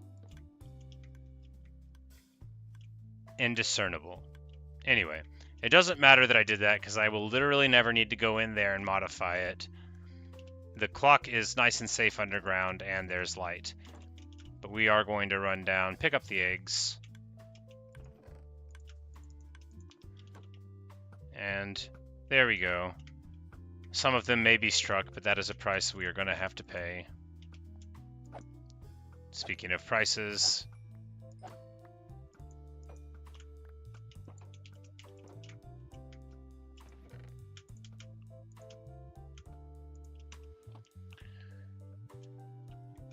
I need to get more cherry trees planted, but that is a distraction.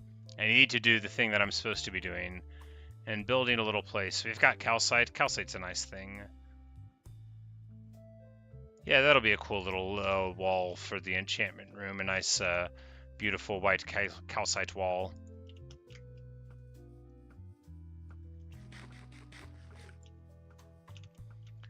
So most important thing is we want to be away from the sounds of all of that, but close enough to where like all of that stuff is still like definitely there when we're at home. So we might just build here. From the area we can see that the game may have intended to put a house around here, or many houses perhaps, but it never did. So yeah, we could build it down there, or we could even go out into this field here. But this seems a good spot. We've got good torch coverage, and we could build here, and then yeah, we could even we could do like a little house on stilts, maybe a couple, and then dig into the earth underneath it. We'll figure it out. All right. First things first. I don't have an axe on me. Also, that guy is making sounds that are not ideal. We're going to acquire an axe the old-fashioned way by buying one from a weaponsmith. You will meet a two-armed man with an efficiency 1 axe, 19 emeralds. I definitely have that many.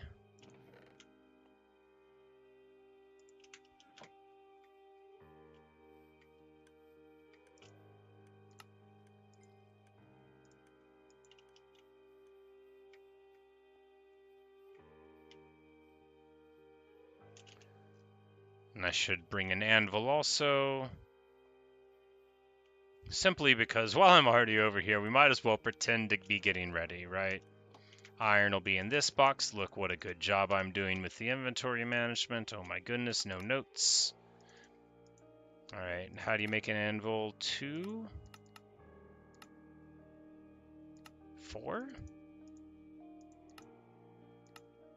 3 and 4 of those. That's alright. We will just move that back out and then run up in this direction.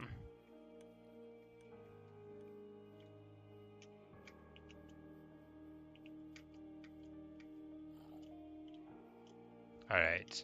So we either build this and then deal with the zombie, or no, that's not what we're going to do. We're going to go deal with the zombie right now because I am not going to want to deal with hearing it. I know myself, and that is what myself is going to do. Alright, that's right. I blocked off a little area here where miscreants were messing about. So it is time to do a traditional waterway. And I'm just going to hope that none of the villagers come here. You know, we could always put a gate on it. But really, that's not what this is about. This is about securing a safe border for the village. We just got to get a nice little border of light, and then we won't have to worry about this and come down here again. Be no big deal.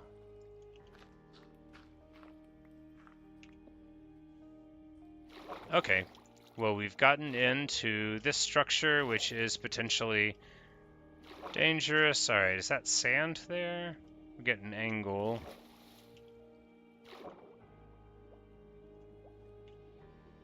No, it's just glowstone with stone at a weird angle. It's making it look strange.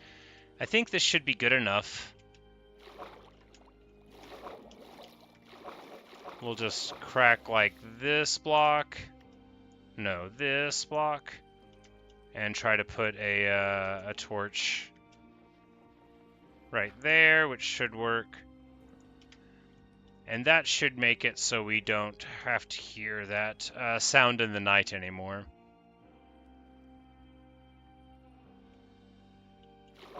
Or rather, in the daytime. If it was happening at nighttime, it would be rather less distressing.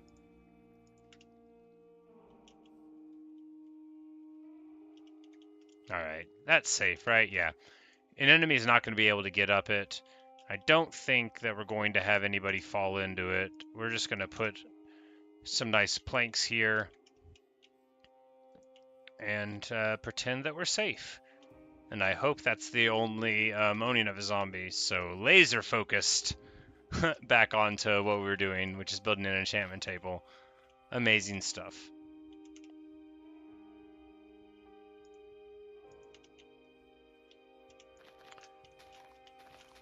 So table first, structure afterwards.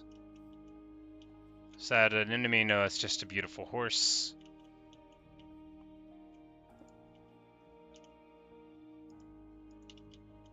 Now we need spaces around it.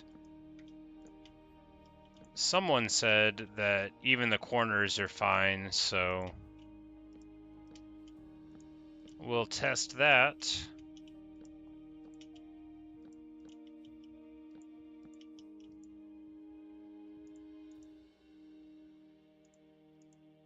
Alright, well, we can't test that because we don't have any empty things. So grindstone, we'll just put it like right here. Yeah, we can always move it later. Grindstone, worst enchant we have is on the armor, absolutely, because it's got, you know, blast protection, which I could not possibly care less about. So we'll burn that off.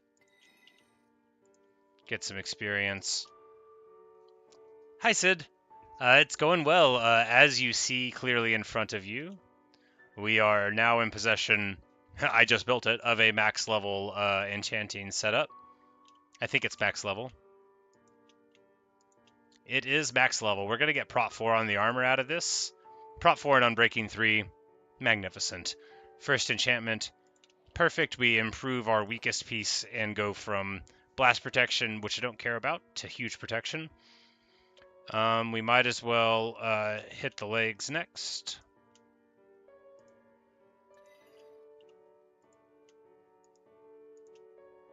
Fire Prot 4, no thanks.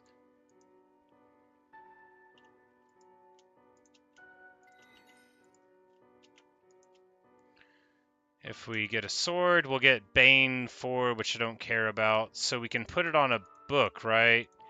And that'll cycle through one enchantment, and we won't have to lose too much levels. And then it's density 1, which I don't even know what that does. Who cares?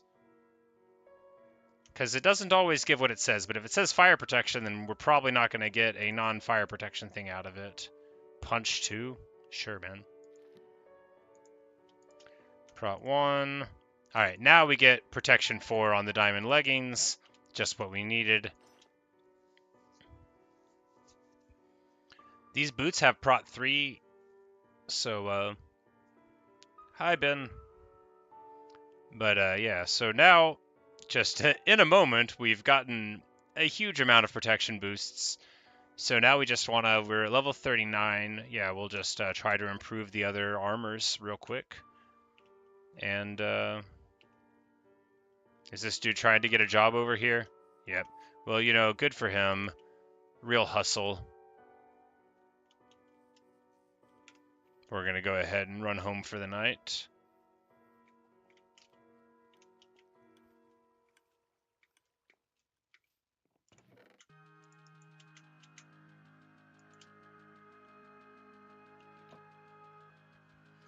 So the only other thing I could need on chestplate is thorns, and then we would want unbreaking on the leggings.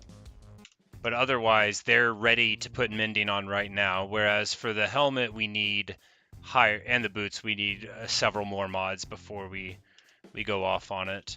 We're just going to crash for the night.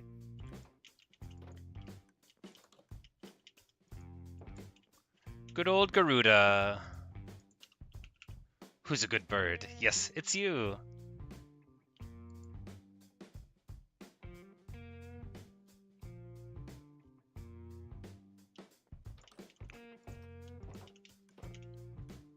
We're just going to put some of this junk up.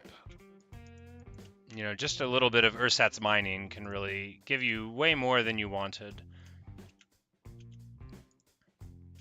The calcite was to build a room around it, I remember.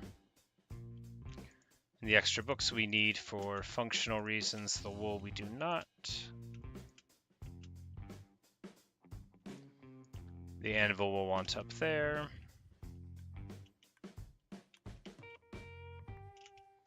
But we might as well go ahead and make an egg run real quick.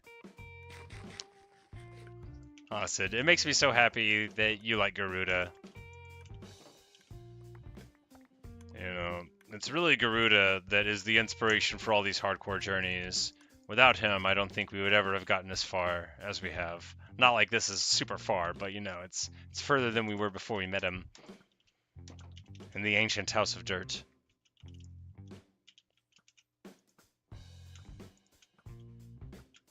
Got a whole ton of steaks. Alright, I need more charcoal, but I think I already planked all of the logs that I had. Lame. Well, the good news is that we have enough wood for when we need to build something. No, these are oak planks. I'm never going to build with oak. We're going to eat the pork chops just to go through them, since I don't want to throw away the food when we're just like hanging around at home and there's not that much of a premium on the inventory space. But I also, like, I don't have a pig pen and I'm unlikely to get one. Because really, if you get enough of a good setup for, I think we can just go right beside them.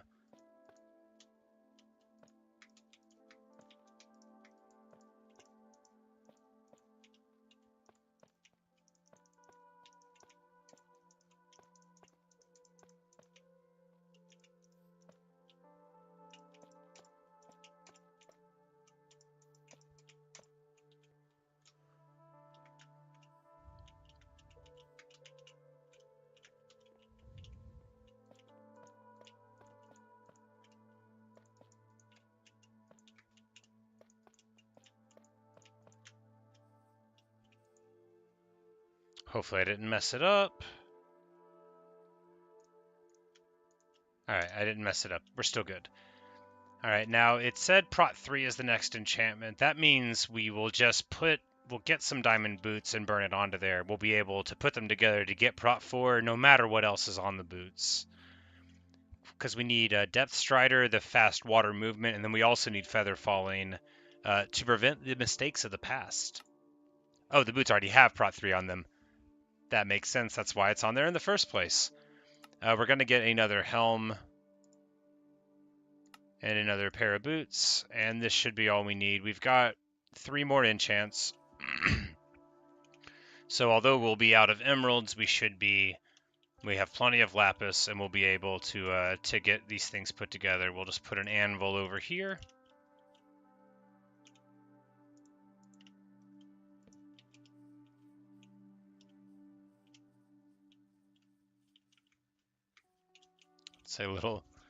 It's very, very deceptive enchantment table. I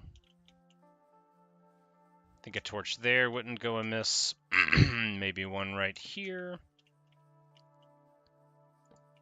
I definitely don't want random problems. I don't think having a beautiful enchantment setup elicits, like, jealousy in... Oh, wait, no. Grinding here. Combination over there.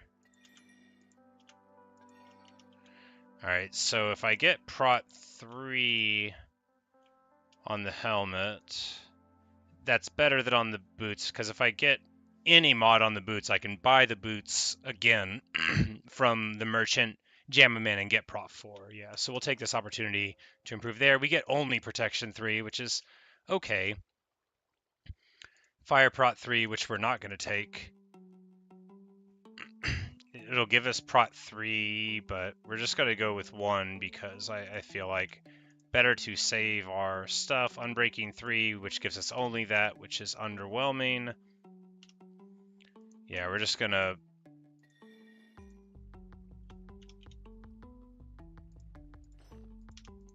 burn that off.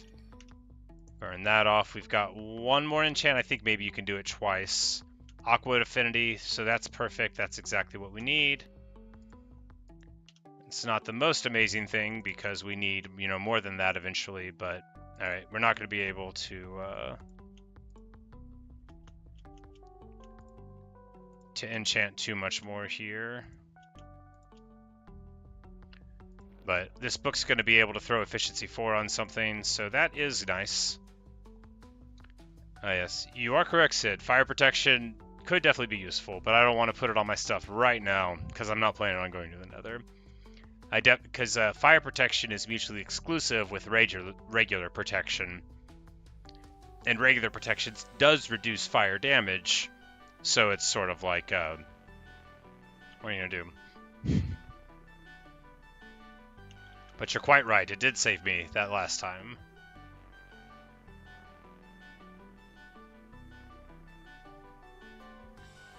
So I could throw efficiency onto the pickaxe now, but would that be just 4? It might be worth doing. It is worth doing.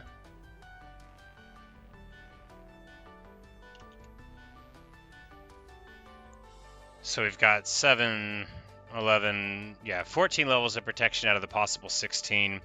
Feels good. We just need more emeralds really now. Yeah, because fire protection reduces the amount of time that you burn for, but it doesn't reduce the damage itself, and then, you know, you're also taking that, because 4 levels of protection is 16% damage reduction, and percentage damage reduction is better the more of it you get. But I'm going to, yeah, I don't want to use my diamond axe yet to farm emeralds. Yes, I do. Whatever. Who cares? I can just buy another one. You know, I bet this is going to be so fast. I should have put the efficiency on the axe. Oh, yeah. It seems marginally noticeable compared to not having it. So this is going to give us a good chunk. And of course, I don't have to get all of the mending, like, put on all the items first. I'm just, like, trying to do some things so that whenever we, you know, arrive back to it, it'll be easy enough.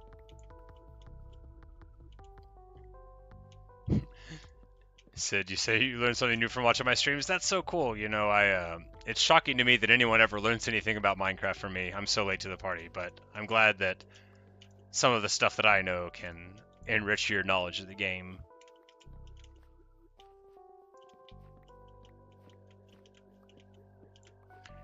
At least that's how it works in this edition. I don't, like, because, you know, there's different update versions over time, and then, like, but that's just my experience on Bedrock, is that you can only have fire protection or blast protection or protection itself, but the protection itself is, in my opinion, generally the best one, although the other ones, you know, if you're expecting a whole lot of explosions, I could see that blast protection would be good, but I just feel like, in general, you don't really take that much damage from them, but maybe there's a monster that, like, throws TNT at your face.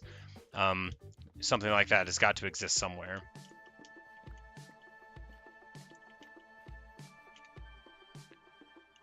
We're going to be able to run up to the farmer, grab some more emeralds, run down into the chicken coop. You know, the good thing about trading is that it also gives emeralds. Not tons, not nearly enough. Not nearly enough, but some. Yeah, I think blast protection just, like, lets you take less damage or maybe be slightly less affected from it, but I never get hit by a creeper and I'm like, wow, that hurt me so much. I think creeper explosions, the wither would be considered, so you guess blast protection isn't bad. I don't know what that is, but being called the wither makes it sound menacing and dangerous. I guess there is a monster that throws TNT.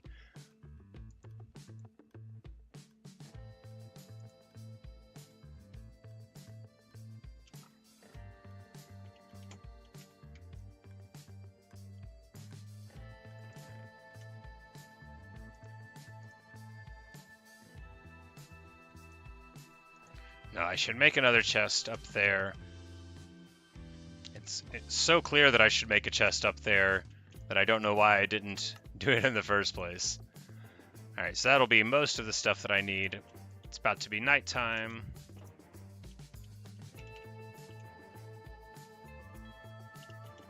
I can't go home without a seed. Think of how I would be greeted.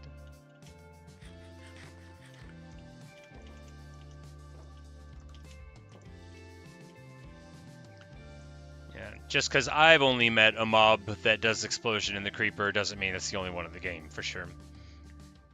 It's like a boss before the Ender Dragon, and it's harder than that, and it shoots skulls that cause explosions. Okay. Interesting. I knew there was a dragon, but I don't guess I've heard of this wither thing.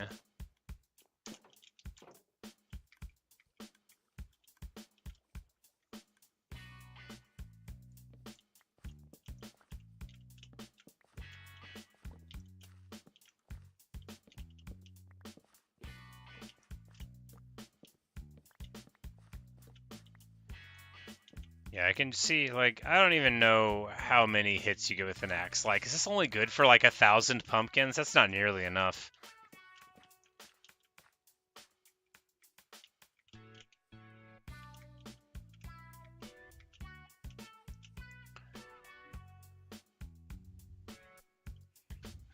But I need a better sword.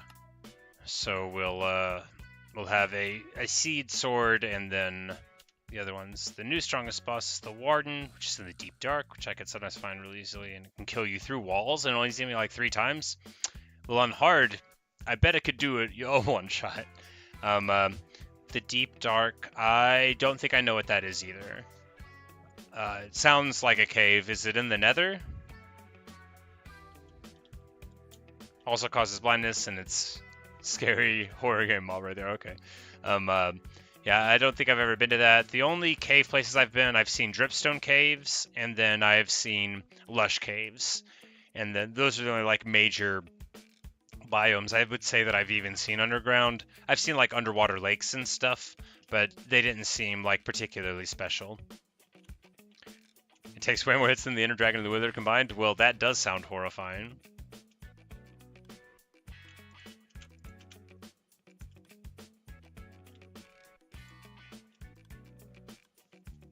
Certain areas underground in the regular world. Okay. Well, if I see something that looks like really, really weird, it has the blue stuff, and I can get loot there. And Tasha says, yeah, the last update is going to Terror game vibes. Yeah, I saw the update on the screen. I think I'm going to try to do that. Maybe later on tonight. Maybe, because I think I need to, like, click on something and activate it. I'm sure I can figure it out easily enough. But I don't think it's, like, live or whatever. I think it said I needed to opt in. But maybe we'll go and check that out. Traumatizing? Oh, no.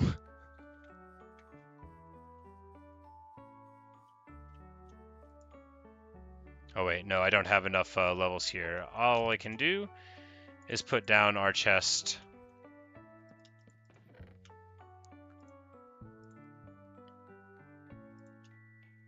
I'm not going to go mining in the water. We're just going to put our stuff here, and then when we return... Excuse me, sir. Do you mind? Hey, look at me in the face when I'm talking to you.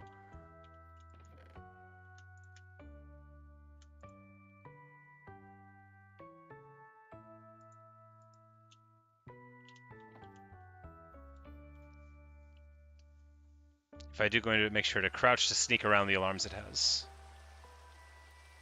If I'm talking about the beta, better don't do it. It's in testing, so it can break. Maybe I'll opt into it and do it on, like, a fresh world. That way I won't have to worry about it interfering with anything that I've already got going on.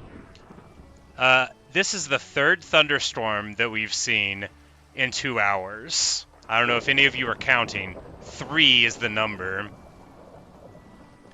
I think maybe we won't sleep through this one. It's got to be a sign, right? We've got some torches.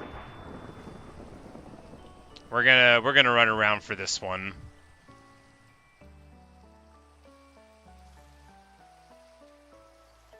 Maybe we will find a skeleton horse in this one. I swear they exist. I just need to prove it. I need to prove it while we're live. And not fall down there. Water for a bucket. I don't want an Enderman to be messing with me. Alright, I'm a spider. I'm so tough, big old dummy.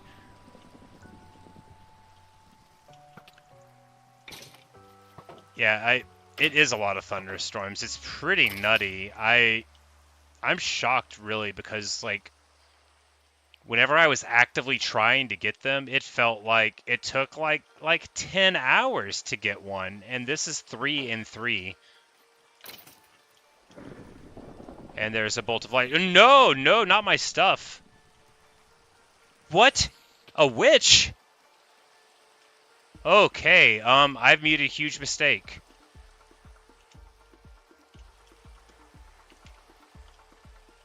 Alright, let's go, buddy.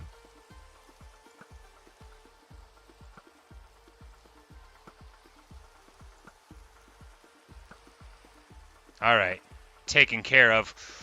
Ooh, alright. I don't like witches, but he's taken care of. Did that lightning bolt hit a villager? It looked like somebody caught on fire over here, and then I saw a witch. Did that lightning bolt hit a villager? Do I need to not have a thunderstorm going? What if one hits my villager that's like my mending librarian? That's me thinking in the most utilitarian terms. Don't tell the mending librarian I said that, guys. He's a valuable member of our society, regardless of what he can bring.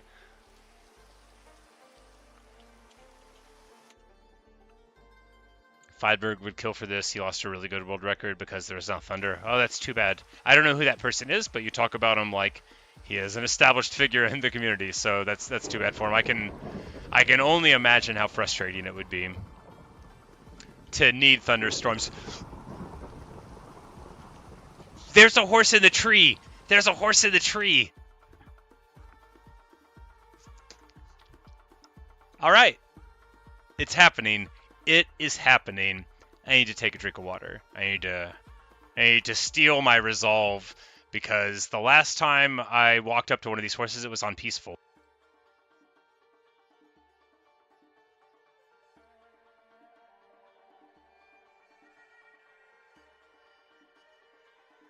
Alright, so there is a skeleton horse in this tree, and we are gonna run up and see what's going on with it. This is so cool! I can't believe it after all this time of thinking about it, and this is so cool. Alright, we're gonna get a bucket, because we might need a bucket. And we're just going to go and greet the old skeleton. The horseman to skeleton. We should get a little bit of torch coverage here, just so we don't have spawns around us, of course, although it is, sort of daytime. It's not really daytime, and thunderstorms, the mobs can go anywhere where the light is legal for a nighttime spawn. We're just going to run around a little bit here, and just, be very confident and stylish. Bash, bash. 3 hits, no hits on me, and then we've got a skelly to deal with before we go up into the,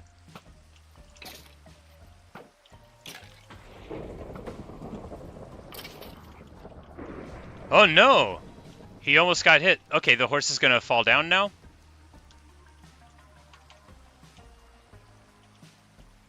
Don't worry, buddy. I will save you from a tree, as I have saved many kittens from the years. This would be a good time to have a hoe on me, but I don't. Alright. The hissing. It's got to stop. I just need a little bit more light coverage here, so I don't have to feel worried while we're trying to get up to rescue the kitten from a tree. I need to find a saddle. Oh yeah, that's right. Of course you do. The skeleton horse, kill on the skeletons, the horses are friends. Well, I wasn't gonna kill the horse.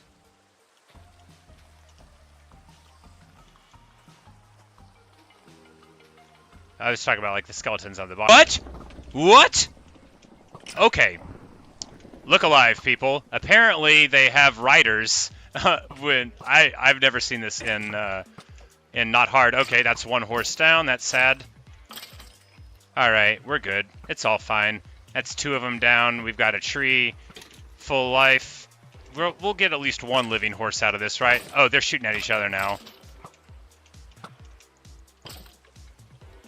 Two of the horsemen down. Oh, it's the four skelly horsemen of the apocalypse, just like I hoped it would be. Yes! I can't believe you don't get an advancement for that. Alright. I've got a horse now. Just because you can't really see it. I've got arrows in me. Here I am. Pierced with arrows, but happy as a clam. And yeah, there we go. I now need to get off of this horse and to make a pin for them so that they can't wander away. The good news is that I don't have like a lead to tether them or anything while I work on it, but I don't think they're going to wander far. Because in my other game, before I locked them down, you know, they didn't really. So I'm just going to go to bed for the night.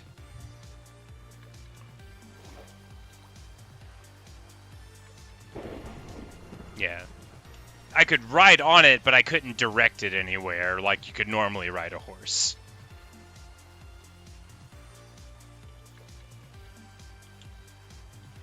Look, okay, so Natasha, the only time I'd ever seen a skeleton horse was like I was on my world, my survival world on Peaceful, and like a thunderstorm had sort of ended, and then I was just walking through my field farming, and I noticed it. I walked up, and then it was like struck by a bolt of lightning and became four horses. But it was on Peaceful, so I didn't know that there were going to be the four horsemen of the apocalypse on it. I just thought it would be interesting.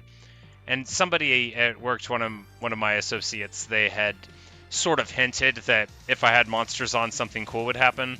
So there we go. Now I know.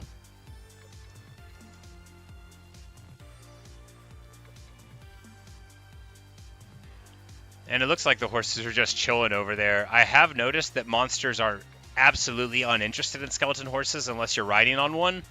So I think we can just leave them over there until we get a saddle, which you find in chests or from trading maybe. Oh look, orange cat. Well, that was very exciting, but got so distracted. So lightning bolts hit villagers and turn them into witches, which could theoretically be very relevant, I guess, if you needed a witch. Like maybe yeah, if you like desperately needed redstone for whatever reason and you couldn't get any for whatever reason. Spider, we're going to go ahead and take care of that. Never mind, the spider has winked out of existence. Is it doing that cloaking thing like that one spider did once? Is there an invisible spider here? I think he just wanted to stop being a spider, and it looks like he achieved it.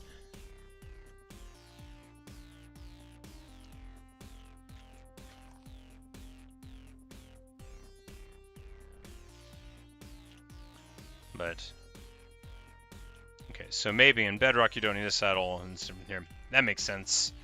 Because you know, my first big long chunk of playing was on Bedrock. Well, not big, just like, you know, like 100 hours or something. You know, probably not much more than that. On hardcore, maybe even hard. Some mobs have potion effects on them. Yeah, it was an invisible spider one time, and it didn't damage me really, but I was, you know, surprised by it.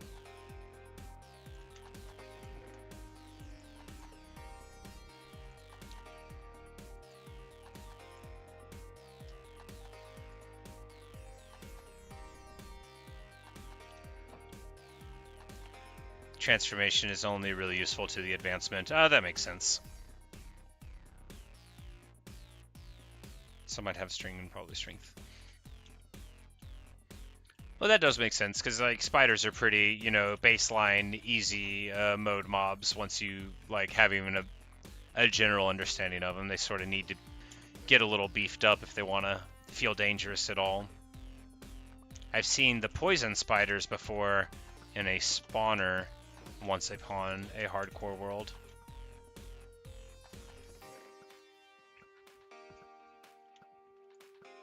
11 emeralds in there. You know, that's exactly why I shouldn't be putting my valuable materials in random chests.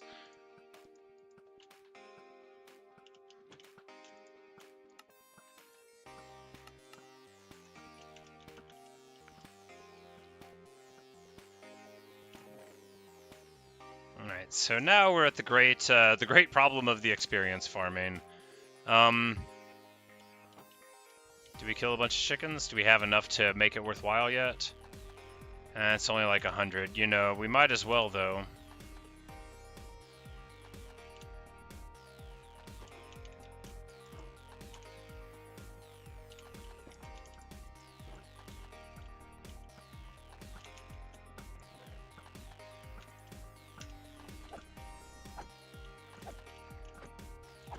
And hopefully we'll just hit the adult ones. This is so wasteful. It'll be alright.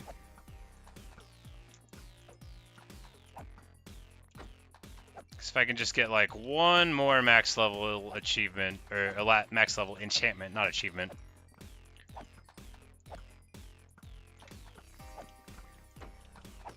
Then we could be good to go. Because if I get just like anything good on boots, I'd prefer to have feather falling though, but alright, looks like we're not going to get quite enough. We need, you know, we need more chickens than we have. See, that was like 100 chickens or so, but you still only get a few levels out of it.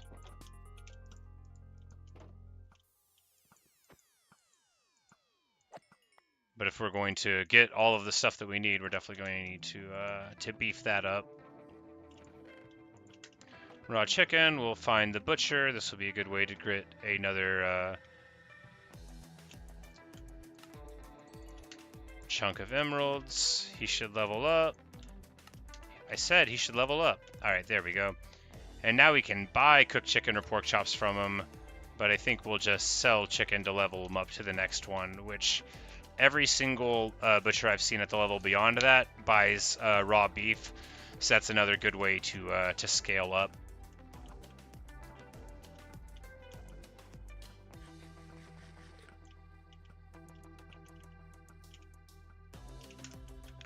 And I'm actually regretting the diamond axe thing. I think it's too wasteful. We're just going to go with iron axes, even though it'll be slightly slower on the pumpkins, because you know we're a little bit out of getting mending, and I don't think it's too much of a time save.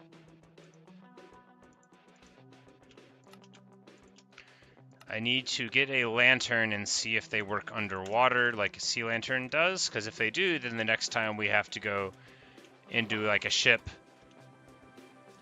Fantastic. You know, it's probably not super bright, but if we could just go into a boat and, oh yeah, yep, there we go. Blowing the game wide open. Surprise, surprise, a covered up torch can be used underwater. Well, that's going to be excellent.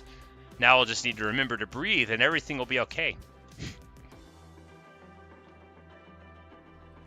But that's good, so now I have one more thing I have to carry with me everywhere I go. Unless I left it in the water. I have one more thing to leave in the water everywhere I go.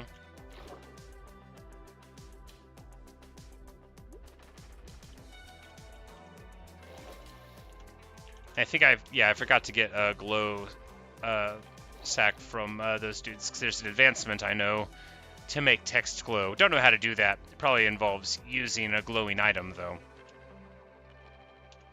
I don't have anybody to buy feathers. The Fletchers do at a certain level, but it's like in the high middle level.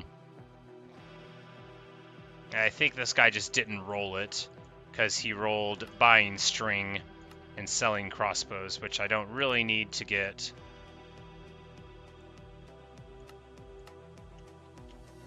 Yeah, we'll just throw the feathers in a chest and see about the other Fletcher later, because there's no point in throwing them away, because I know that sometimes they get bought. You can always put lanterns below a block, doesn't need to be on the ground. Okay. By the time I go to fight the Ender Dragon, if I do, I'm gonna have a full inventory of needed things. And yeah, glow squid ink to light up sides. Thanks, Sid. Yes, excellent. Learning so much. Those squid just beach themselves. That's all right.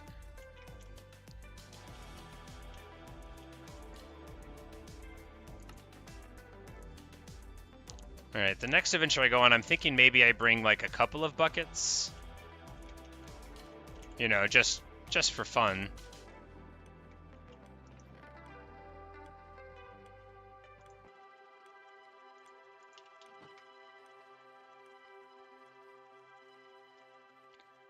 Right, so I'm thinking I need to ratchet up my experience farms considerably. And that principally just means I'm not going to lean into the sheep farm at all. That's enough sheep for what I need it for right now. I might do like and everything later. I'm just going to build some fencing here and make a bigger cow farm, and then get a very large cow farm because that's what I know. And that's who I am. I'm a cow farmer. Of course, for that we'll also need a bunch of wheat. But we'll jump over across the carpet. Viewer earlier taught me about this little nifty trick. I'm sure all of y'all knew about it, but now I won't need to go in the front anymore. Or indeed even have a front gate anymore. So you can just jump right out apparently if you put a... Hi Renee, how's it going? We are learning so many things. I've had 3 thunderstorms in 3 hours, and there are skeleton horses walking around over there somewhere. Over there somewhere. Somewhere. I'm confident that they're still around. You know, and if they're not, it's not the end of the world. Because actually, I was adventuring with my skeleton horse in my normal world, and they can't float, right? So if you're riding them, they'll just like sink to the bottom of a river. And it's like really hard to get them up to the side sometimes, but... So I'm just going to grab some planks. I should probably, you know, be more responsible. Unlikely to happen soon. 9 more, that's not nearly enough. You made 16 origami stars? Awesome. Levels are harder to get the higher up they are. Maybe you want to enchant first to get the experience. Ah, yes, thank you. Well, I need to have level 30 to get the max level enchantments. At least I'm pretty sure that's the case. So right now I'm at 28 because I was at like 40 or 45. But we'll go ahead and grab a nice little seed. For it is time for bed. And we know what that means. Time for Garuda's ritual seed of the day. Who's a good bird?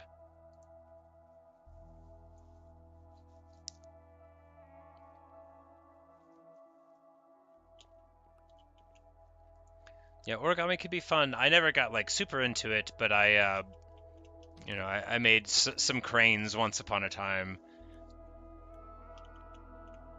Good old Garuda. So happy.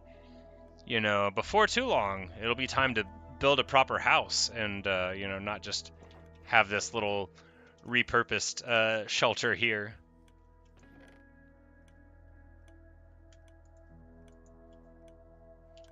But I just need to pick up some more wood.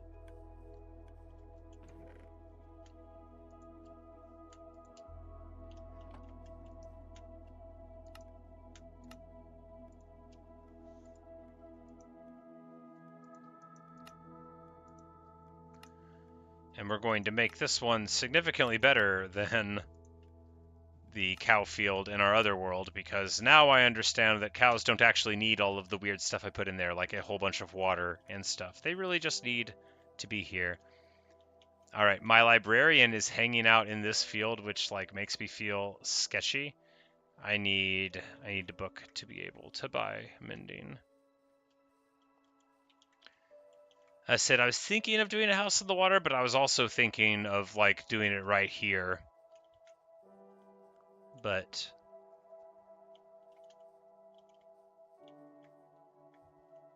it's hard to say, because the redstone clock here was ticking.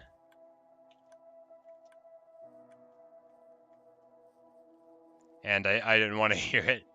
But I was thinking of just doing it here.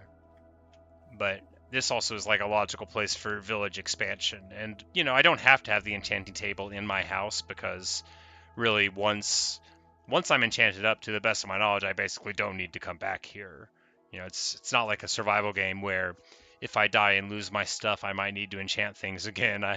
You know, if I die, I got bigger problems.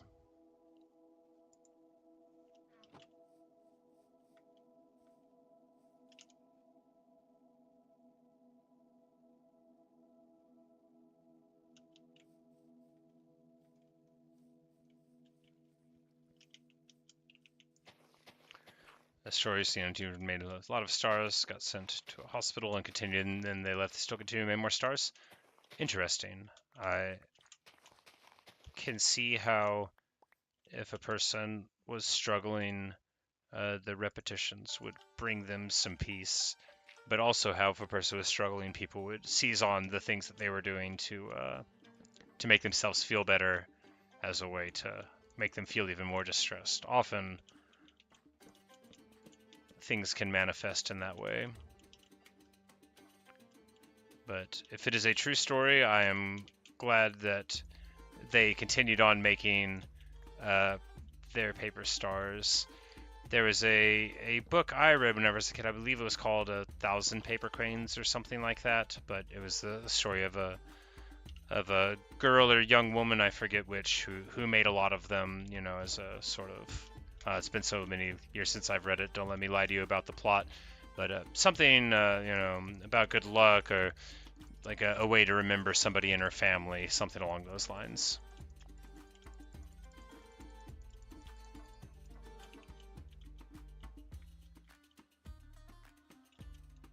Might have been the way they were trying to process grief. Like I said, it's been a little bit since I've read it.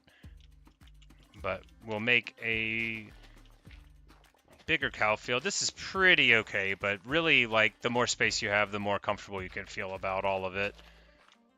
Because then you can just, you know, run in, scale it up. You don't get bullied by the cows when you're trying to walk in and out of the field.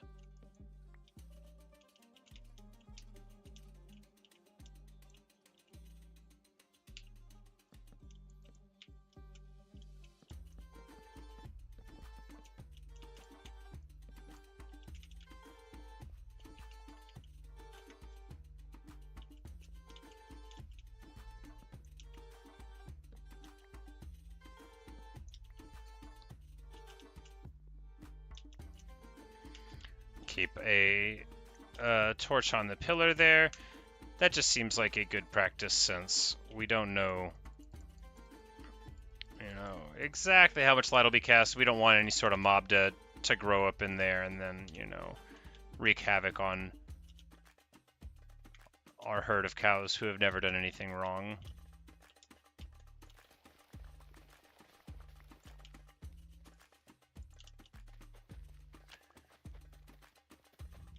Wheat farm's getting a little bit ragged, no doubt due to adventuring friendly villagers jumping onto the stuff, unless it is from me jumping onto the stuff.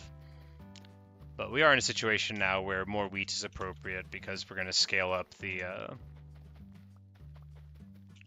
cow operation pretty heavily, which, yeah, 3 lines won't be enough. That's only like 55 wheat each time, which is not what I would call a lot of wheat.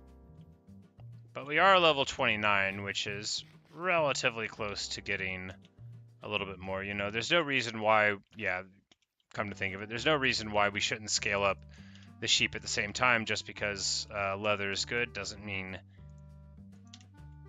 that mutton's not. And I know that we can sell it to the vendors eventually, and then, like, you know, so we might as well, since right now we're time limited. And we desperately want more experience.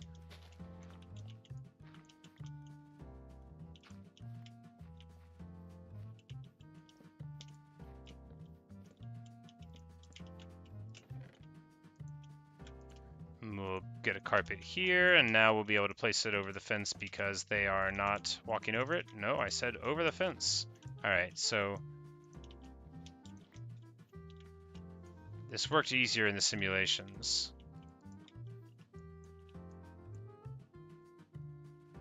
Does it need to be like between them somehow? I don't know how it worked on the other one.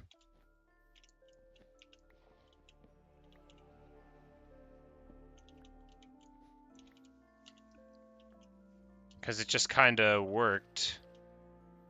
But it was in a big, like, open section. Ah, I just needed to angle it at the exact top as if it were a torch placement. Makes sense. Trickier to see in third person. No, we don't want to go there.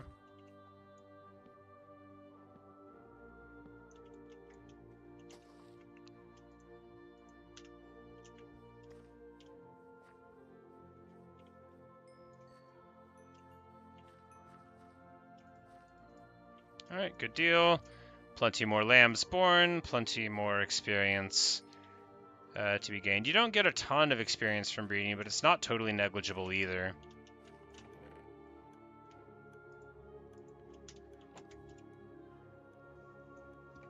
Your sister's watching AFMO right now. I used to watch her all the time, but her content has changed a little. I have not heard of that person, but you know, I'm sorry that somebody you used to really like sort of like changed their style and you didn't like them anymore. I know that happens a lot on the internet, but you know, people do what they got to do, right?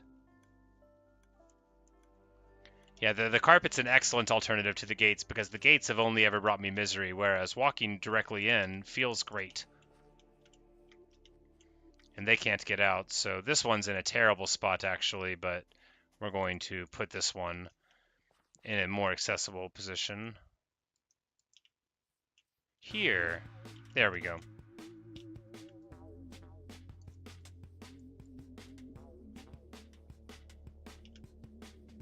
And it won't be too long before we have just like all of the cows, and then we won't even really need the experience. No, you always need experience for mending and such. But there we go, level 30, just as planned. We're gonna clean up the inventory some. I know you've heard that before.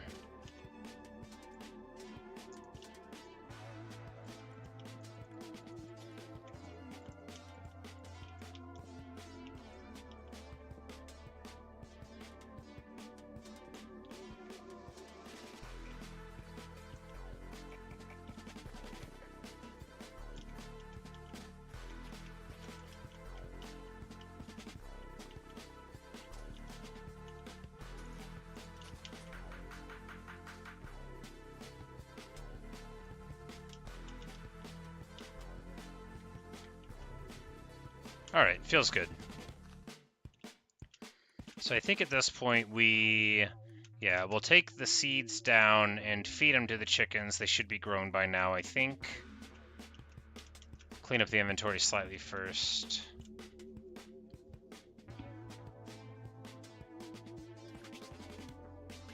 She's your inspiration, the reason why you used to be nervous? Well, that is awesome.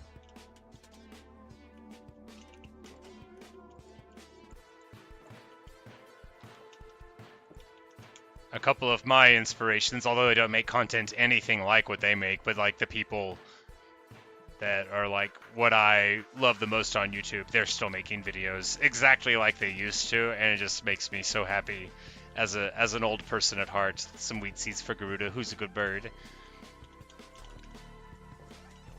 But they're like, you know, 15 years ago they were making StarCraft and Warcraft 3 videos, and they're still doing it today. It's just so great. And then too, it's like one of them has a daughter, and like I've got to like watch him from like just being a dude, and now like he's got a kid. It's like a person who has to go to school and stuff, and I'm like, hey, look at that. Life really does happen all in a row. But I remembered I was supposed to go in to feed the chickens, but first we can make one thing, so we'll go on the boots because the boot enchantments have the most to do, unless we get a lousy one. Yeah, Unbreaking 3, that's good enough. It's just Unbreaking 3, which is really not good enough. We'll just throw him in here. The Sun and the Moon Show. No, I have not heard of it. For being a person who's like very online, although I don't like have a smartphone or anything, there's a whole bunch of like incredibly famous people. Like, I don't want to say his name because like whatever, but the most famous and popular YouTube guy, I hadn't heard of him at all until like some people at work were talking about him one day. I'm like, who's this person that you're mentioning? And they're like, he's only the most famous guy in the world. And I'm like, oh, my bad. But like, I often feel like I'm not cool, but not knowing who like the big people on the platform makes me feel very, very not cool.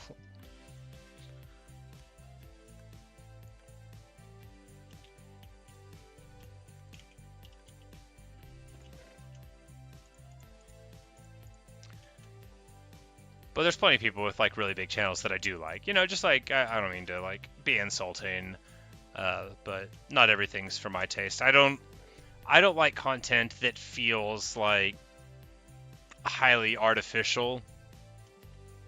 Like the better a production is, the more it seems like a TV show to me, the less like I want to watch like a YouTube person do it.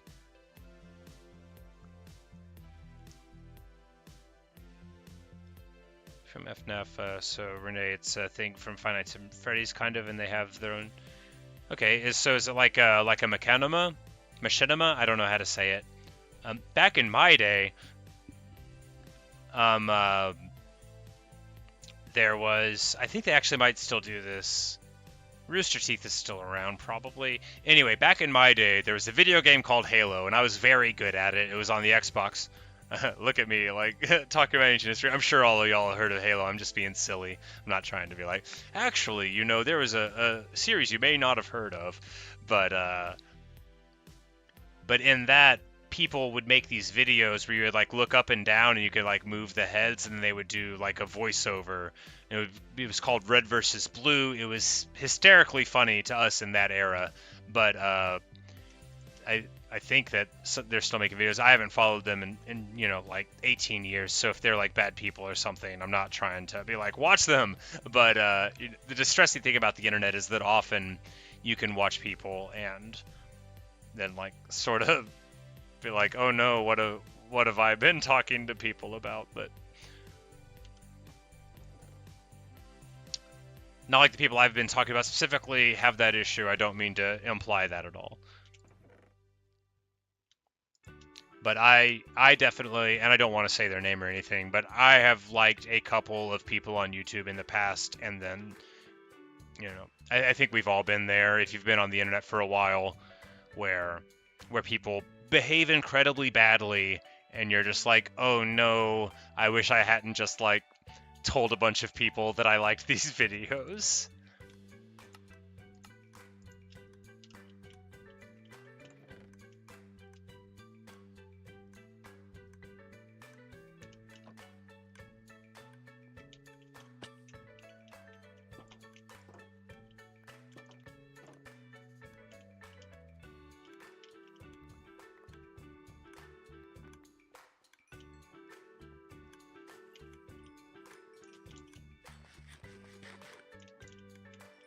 Wasn't I supposed to be eating the pork chops this whole time? Yes, I was supposed to be eating the pork chops this whole time to get them out of the inventory. I remember.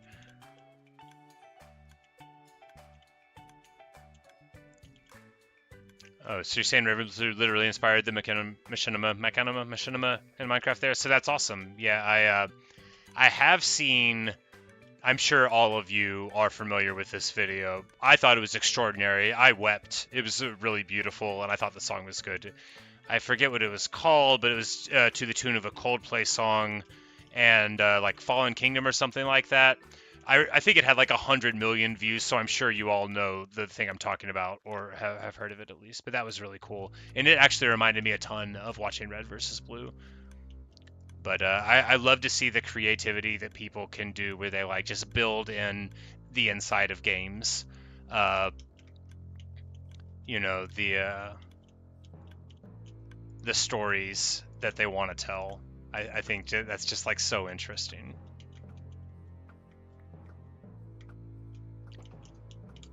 But yeah, that song I heard it before I had played Minecraft. It was one of the things that got me in, like, okay, why don't I just get it? Because there's this other one that so I've mentioned that I play Warhammer, and there's Warhammer 40k, which is like futuristic space stuff.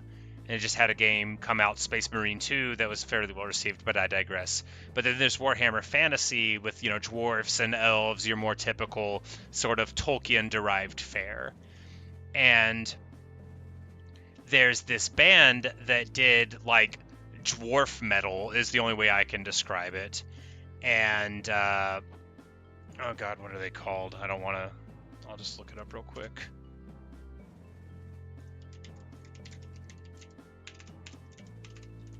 They did a bunch of these random things. Windrose is the name of the band, and they had these various dwarf songs from like historical Warcraft lore that I really liked, and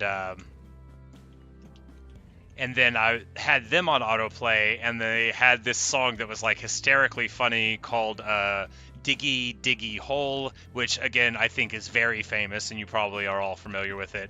But that is what led me to the other Minecraft parody, which was sort of like a push for me doing it. So although like I haven't watched these famous Minecraft YouTubers, the music and like the musical comedy and like the machinima there like very much like led me one way or another towards being more like playing the games, which is pretty funny because I really like musical comedy. I really loved Weird Al as a child, and still now really love Weird Al. And then Tenacious D came out whenever I was a teenager, and I was super into them. Then there was this band, Flight of the Conchords, that made brilliant musical comedy, and then this duo, Garfunkel and Oates, that I love a lot as well. So like, anytime someone's being like really funny with music, or like, I guess like those Minecraft parodies aren't meant to be funny, but they use, you know, the conventions of normal dwarf metal, like baby metal with dwarves. No, it's like metal but with dwarf themes. So like a song about digging deep in the earth, or about like there's one called Gates of Ekrund, which is the story of this valiant stand against orcs that came onto the mountain over and over and over again, and eventually the dwarfs all fall. But it's like, oh, thanks, Renee. The Mountain Goat song, I'm glad you liked it. But yeah, it's like the story of like the brilliant, mighty last stand of the dwarves of this ancient hold, and how none of them would run away. Look at me just.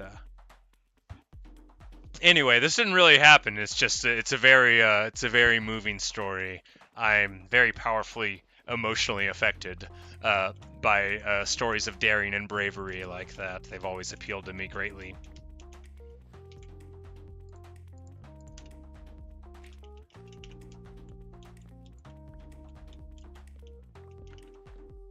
But their stuff's not like all about dwarf themes, but a lot of it is, and those were the ones that I listened to, because I very much like the dwarves in Warhammer Fantasy. They're very funny. They hold grudges, but like to a hysterical degree. Like they have a physical book that they write down their grudges in, like if somebody wrongs them, and then like for like hundreds of years afterwards, down to like somebody shortchanging them on a business deal, or like deceiving them about the quality of some order or something, and they'll like hold it against them forever. It goes in the book.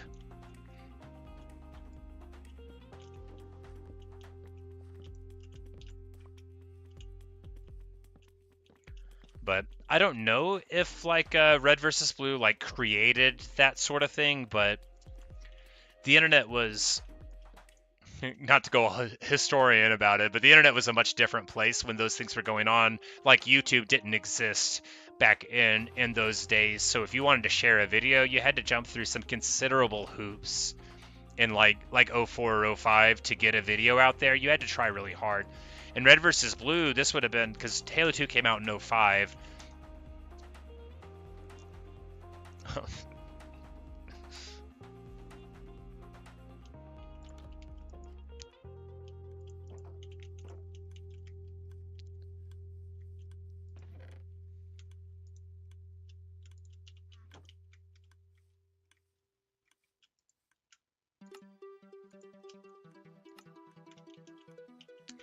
But we're just gonna get another full cycle of emeralds, and before we know it, everything is gonna be fine, and then I'll probably fall down. No, I shouldn't say that. Only positive aspirations here, right?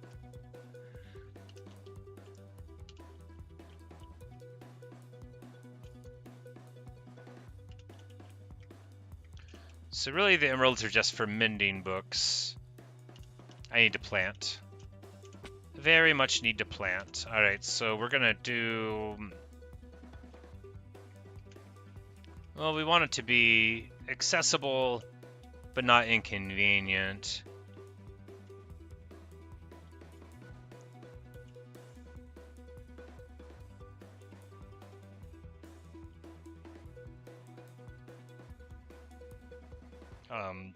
Don't really love that.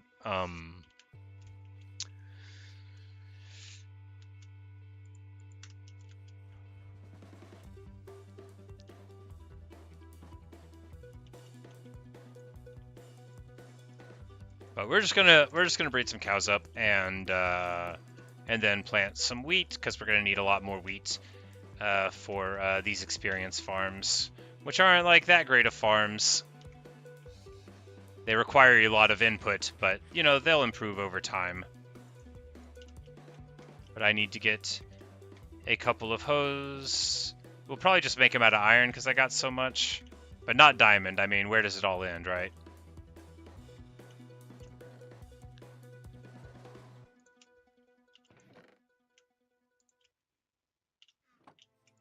Stone's just fine too, because like the efficiency improvements don't matter. All right. Wheat seeds are in the offhand. That means don't fight an Enderman.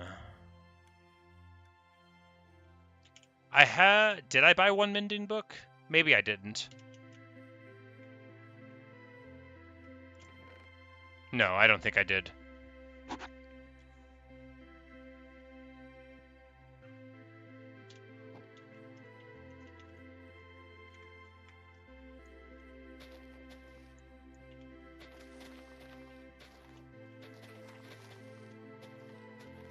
Alright, we're just gonna do a line here. Yes, this will be just fine.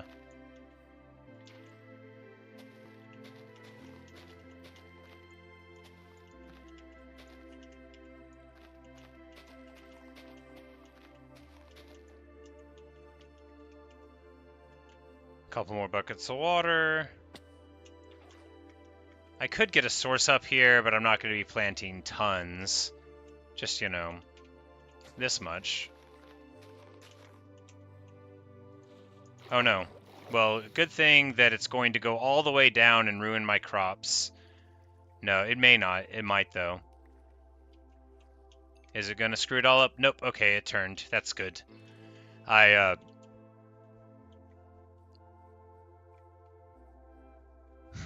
Once on my magnificent wheat field, I did that the wrong way, and I ruined like 15 minutes of wheat planting, and I was a salty, salty boy. I was the saddest boy in the whole world.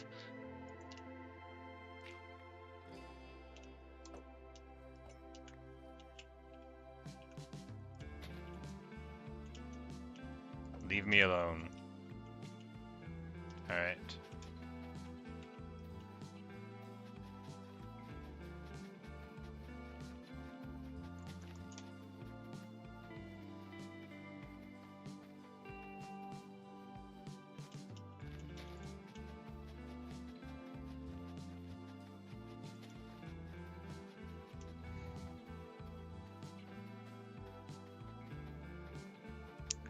Well, it's not... You know, I had it on my hotbar, and I was scrolling up and down on my mouse wheel to get more seeds into the inventory, as one does. But now I've totally adopted like my best practices for Wheat Mountain to protect myself from ever making such an error again.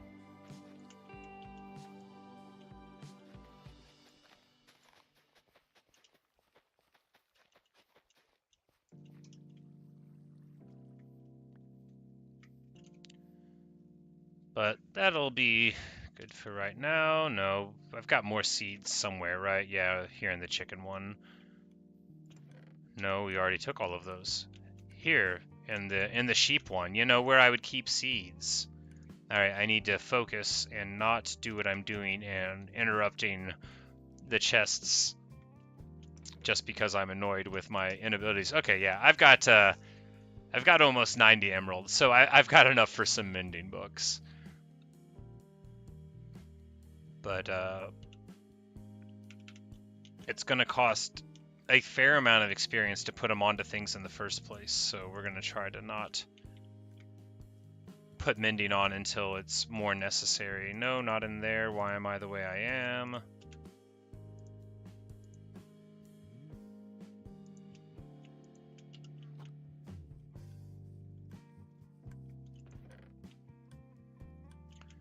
No, I did reflect when I messed up the wheat field that I was glad that nobody could see me do it. Like, that would have been a much more horrible blow to my ego to have done that in public. No, my ego can weather a storm like that. The way I feel about myself is so disconnected from reality as to make it irrelevant. I'm basically impervious to real events, which is not great, but, you know, sometimes a disconnection can be useful, and sometimes it's a problem. I try to make it useful and not a problem for others.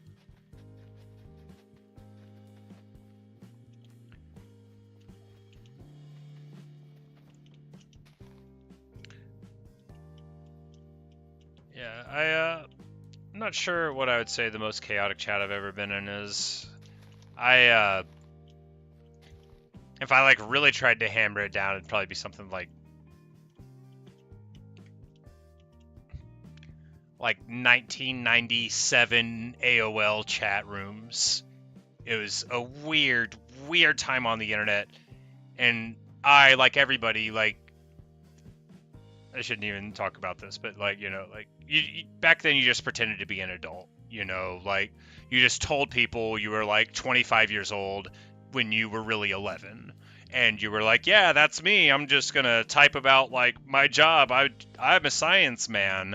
But just absolutely unhinged, bizarre, out of line chat rooms in the mid 90s, back whenever I was young. But you shouldn't do that. You shouldn't lie about how older you are on the internet, unless it's like, you know, to get through a Steam thing. Steam thinks I'm 150 different ages.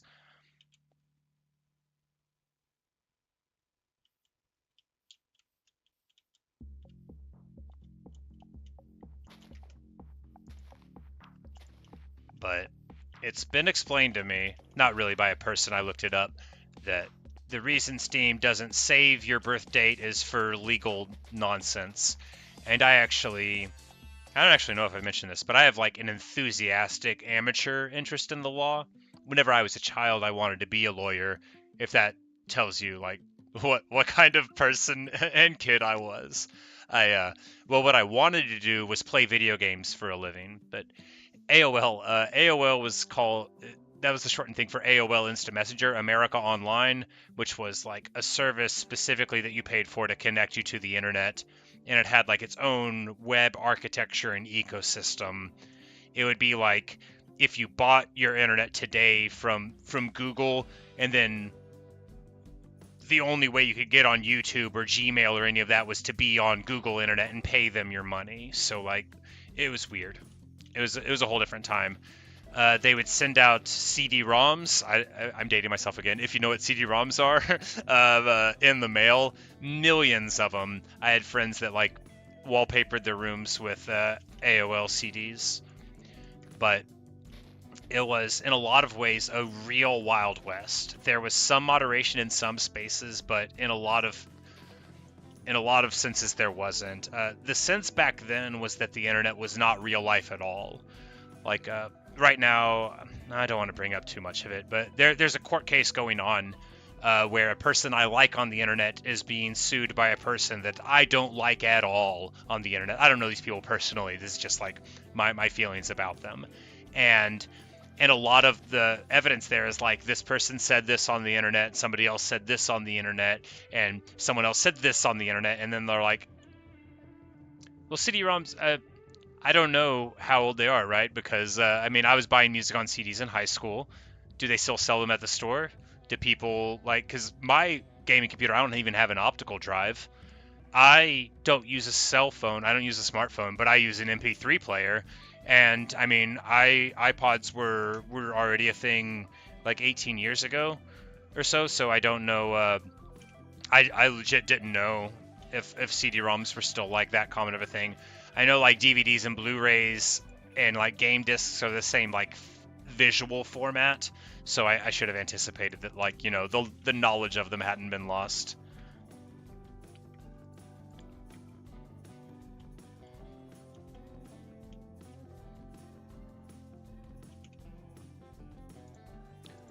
But I was talking with one of my nephews who's like 14 or 15, and I had said something about some bit of technology that I thought was like very well known, and he didn't know what I was talking about. So sometimes I'm like trying to be funny. I hope you guys don't think I'm like trying to condescend by like explaining things that you probably already know. But we'll do a couple more rows here.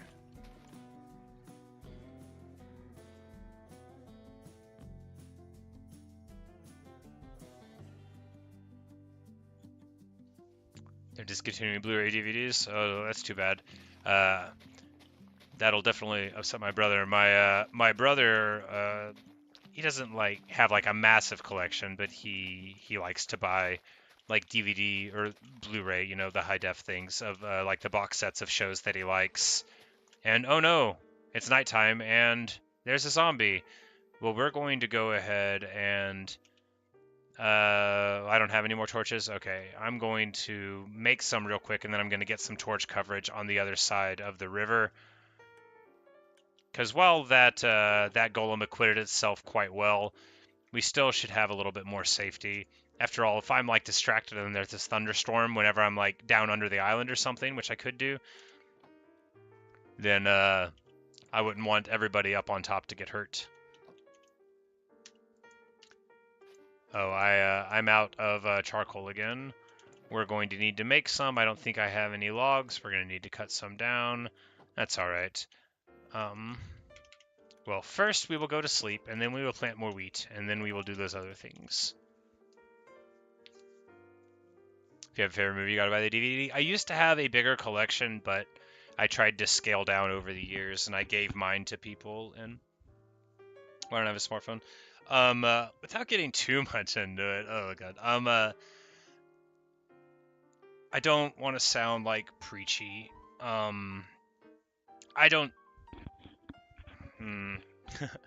I don't think they're good for people. I don't want one myself. They're really great tools, but I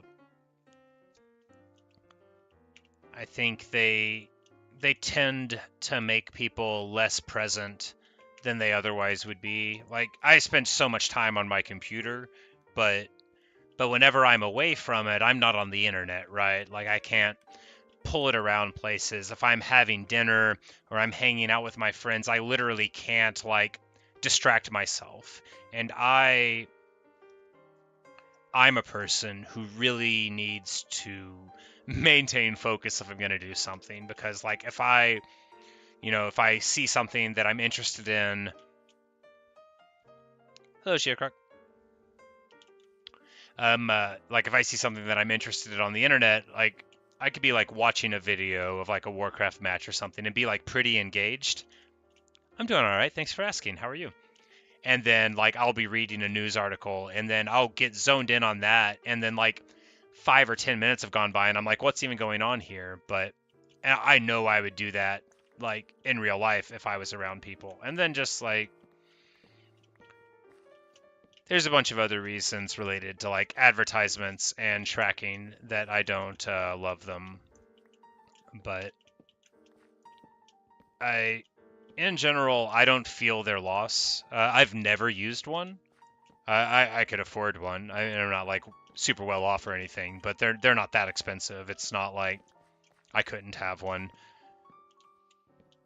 But for a couple of years, I actually didn't sleep in a bed. I just like slept on the floor. I like made like a little pallet, for sort of like Buddhist reasons is how I would describe it in a shorthand. And I could have afforded the bed then, and people offered to give me theirs or buy me one, and I was like, no, no, this is what I'm doing. And but me actually not having a phone is sort of like a part of my identity with people. I didn't have a cell phone at all for a while, and then I met somebody and she was like, "You have to have a phone." I was like, "No, no, I don't." And then she's like, "You do." So I did get a cell phone then, and it's important to have for like emergencies and stuff. So I try to remember to carry it with me, but I usually like leave it in the car all the time, or the battery goes dead, and I never check it. This will be funny. I'll show you guys my phone. Where's it at? I'll have to go get it from the other room. I think it's in there. I'll be right back.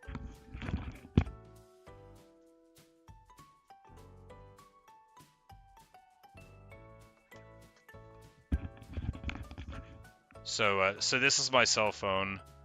It's got a little cracked screen there, and it came with this beautiful. I don't know if it's going to show up. Yeah, wonderful. This little beautiful picture of a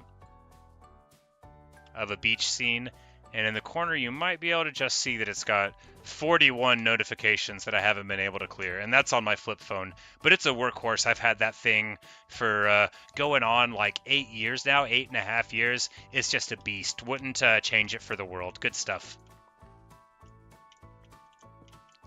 And I am distressed that I may not be able to find the background again if I ever change my phone. I'm quite attached to that image.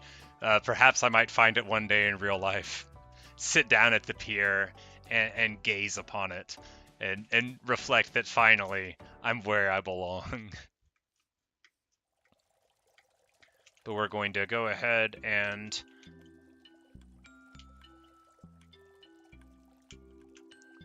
make more melons, sell more melons, sell more pumpkins. We are closing in on having just a ton of stuff. Level 30 again, but we should do a bit of planting first. So we're just going to...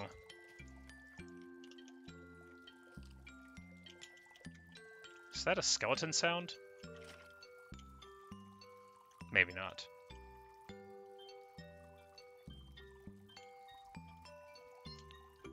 My phone's ringing now. You'll have to excuse me. It rarely does.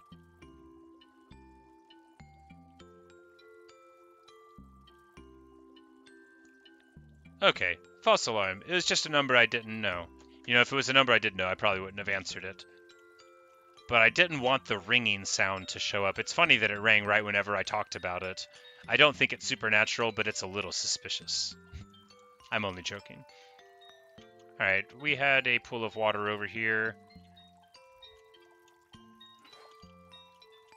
Some of your family is very techy, so you always need to have the newest tech and phones. You don't get to have a say in the matter.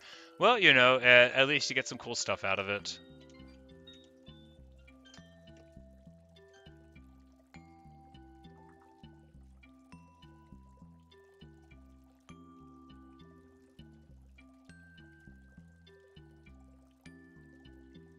Wait, did they try to call twice? Well, that's unfortunate.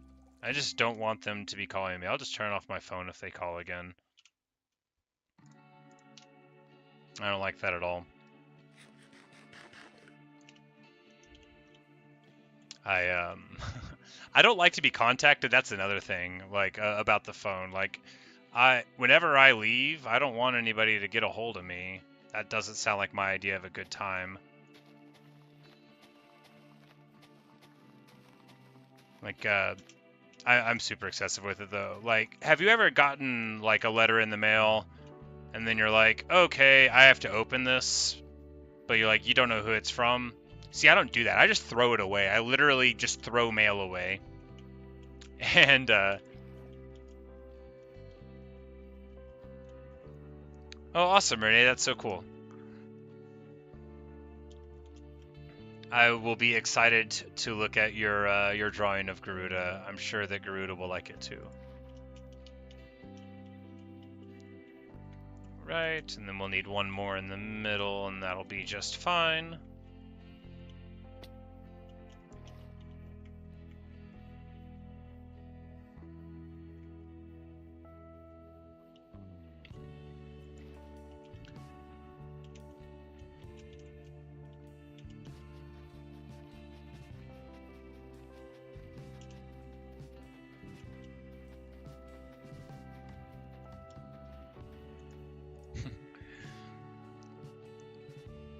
You'd do that if you got $1 million.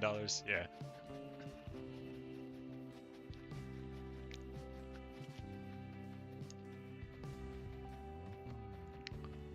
I know what I would do if I had $1 million. I'd do this.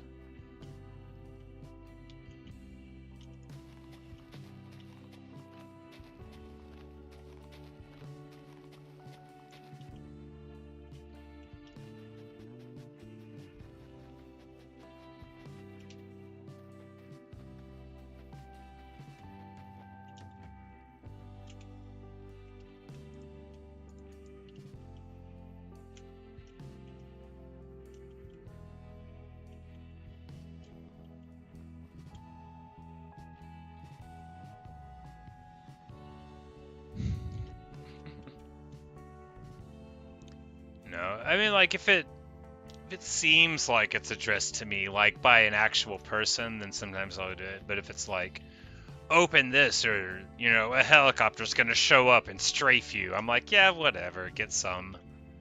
Wouldn't be the first time. They drew first blood, not me.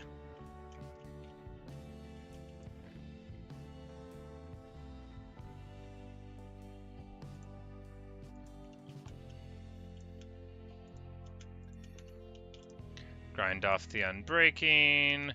Blast 3, totally useless.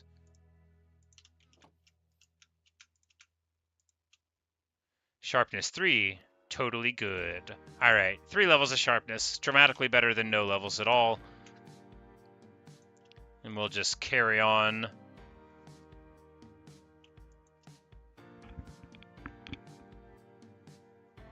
Oh yeah, the good old chainmail era. That was another great thing about AOL. You could always rely on people to tell you that horrible things would happen to you. Unless you tagged 18 people. Good stuff. I remember my mother, like, explaining to me that I needed to be careful about these things. You know, I'm like, I don't know. Bye. Thanks for hanging out, Shio Croc. But, you know, I guess I'm like a pretty gullible person, all things considered, so I'm glad she was looking out. But I was like, Mom, I'm not stupid. I know they're not going to give me $100,000 if I make everybody that I know buy some candy bars. And then I, like, put the brochures back away. I'm like, okay, guess I'm going to have a different dream. No, I'm only joking.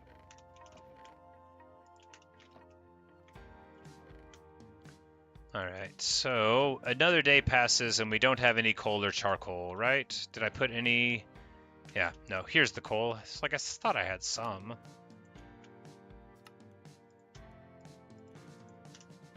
And we'll just use this opportunity. We'll light up a little bit of this area, and then we'll go around further and get into a couple of brawls. Oh, great. Apparently a villager has fallen in. No doubt from right here, he would have, like, done a little jumper. You know, we might just leave him in there and let him think about what he's done wrong, which is a lot.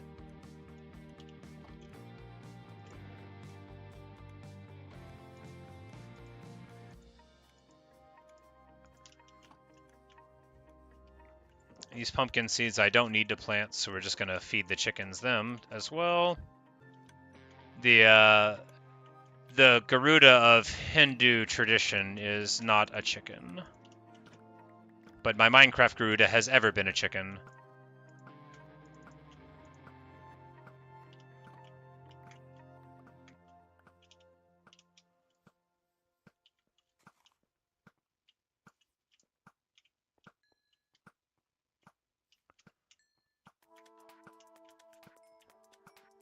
plenty and plenty of chickens now. All right, good deal.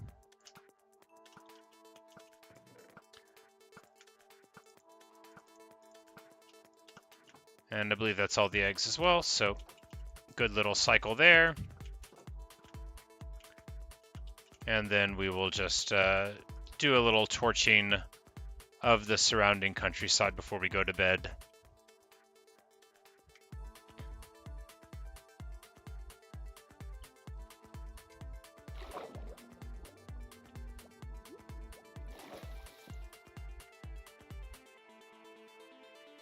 Maybe the chest. Ah, yes, that could have been it as well. Because they do get a little, like, a little vertically jumpy.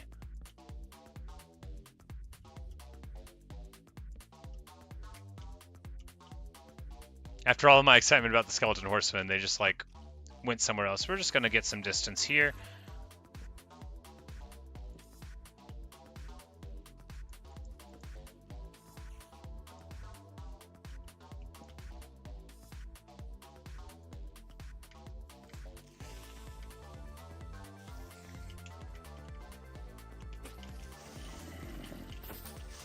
And that is how you use creepers to deal with your problems. Some of them, anyway. Alright, there's all of our problems dealt with. Thanks, Mr. Creeper, sir. No notes. Ah, an angry small one.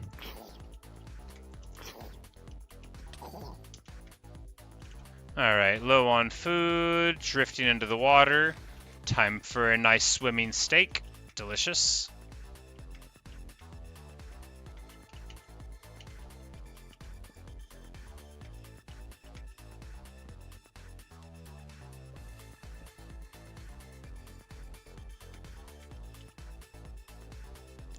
The skeleton horses might have despawned. I would have thought since I got on the one, it wouldn't have, but, you know, they might have also wandered somewhere else. They might have wandered into the water. We might find them, like, at the bottom of the lake, because they do sink. Because it was over there, right? Oh, no. How dare you. Alright, that's alright. Whatever. I guess we needed his help to demonstrate that we needed a little more light over here.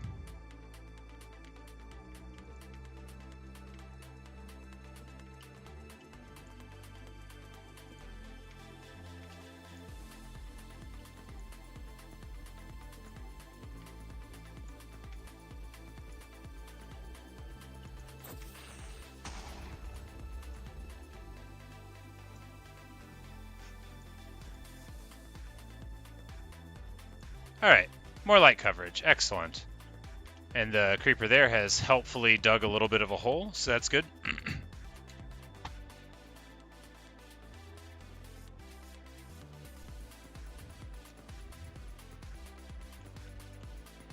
That is cool.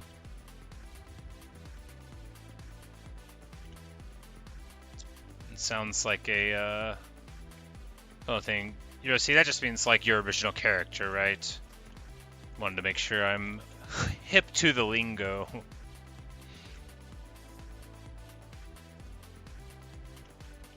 I know that people don't say that. That was me joking. Sometimes an old person like me pretends to be more out of touch, you know. That's why I cheerfully pull out my flip phone. It insulates me from people thinking too much of me. It's a really good way to impress people in real life. You just pull it out like how in Zoolander they pull out really small phones. You can pull out a really big one as like a power move.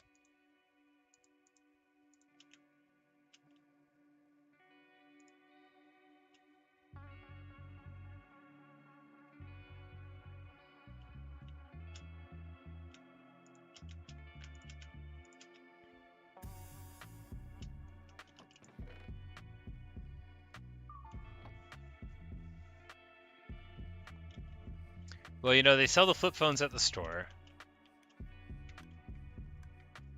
Anyone could use one.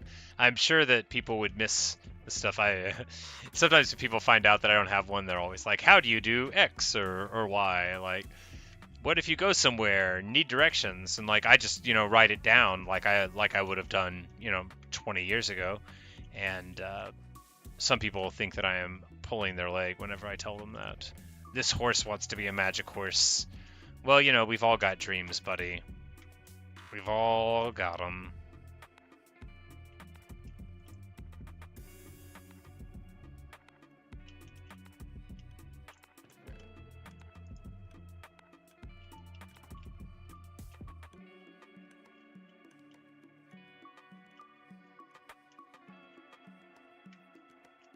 Oh yeah, the chest. It's definitely the chest, you're right.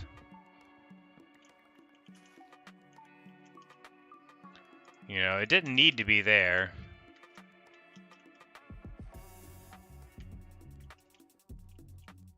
Just like he didn't need to be there. We'll put the chest here. That'll be a nice little animal products chest.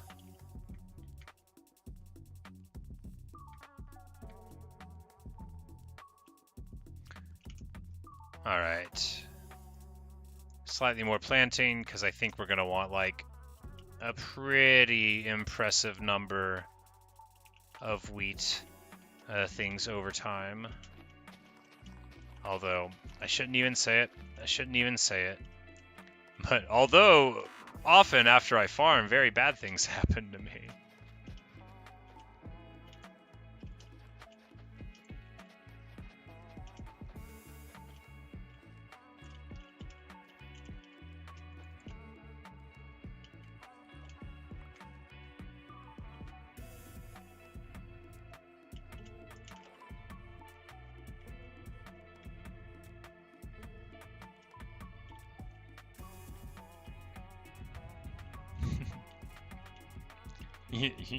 You're being frightened by your own drawing? Well, that is, that's a quandary.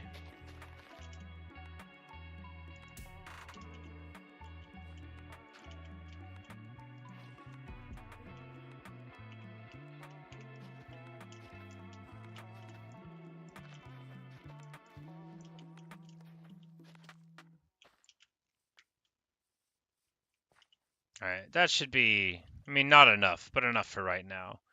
We'll move on to other things. We'll put some seeds here because I can't help it. Rotten flesh in the offhand, for what reason? Impossible to know. Yeah, if I died near my farm again, I'm gonna be inclined to agree. Like, maybe I should just learn to play the game and stop trying to avoid playing the game.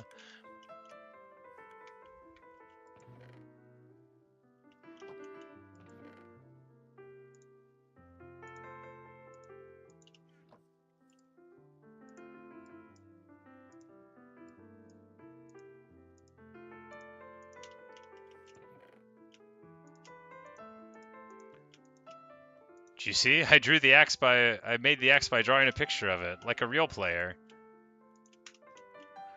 And we'll burn it down into a nugget because that is what an efficient guy I am.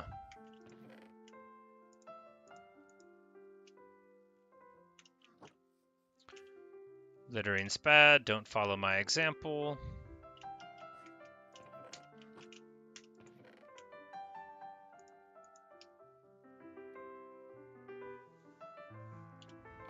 No, I would definitely not do the same exact thing as I've done before wrong again. You guys wouldn't expect that out of me. I actually have not done the exact same, like, stupid death in any of the long-term worlds, I don't think. Falling down, the witch, that wasn't super long-term. The Enderman in the field. I've only had a couple long-term worlds, I suppose, Haven't been playing that long after all. I have been walking around aimlessly for a bit. Why do I have this iron helmet on me?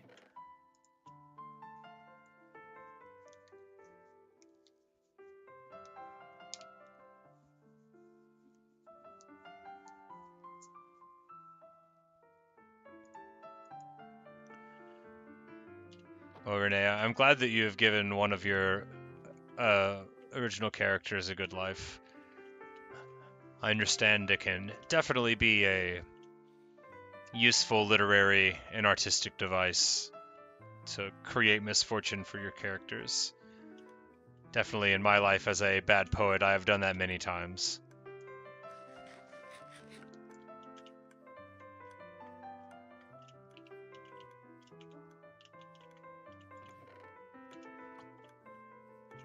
We're just going to grab the eggs and throw them back in the dispenser here.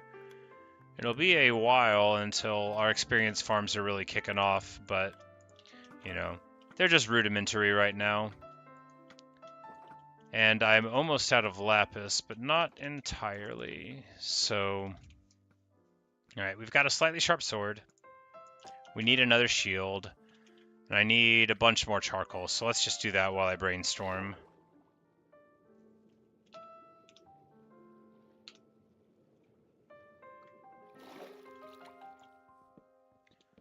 But yeah, so relatively lapis limited. I need a brewing stand so that I can just get it through the economy. Or we could adventure further, but a brewing stand would likely be, you know, safer. Not that going into Lush Cave or really underground in general is terribly unsafe, but it's more unsafe than finding a village and then leaving a little less of the village.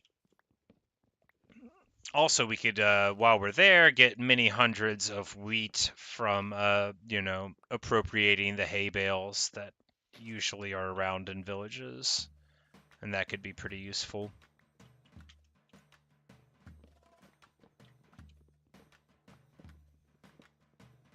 This is like one of the really big morph oak trees, which can be pretty annoying. They have, yeah, internal hidden wood like so.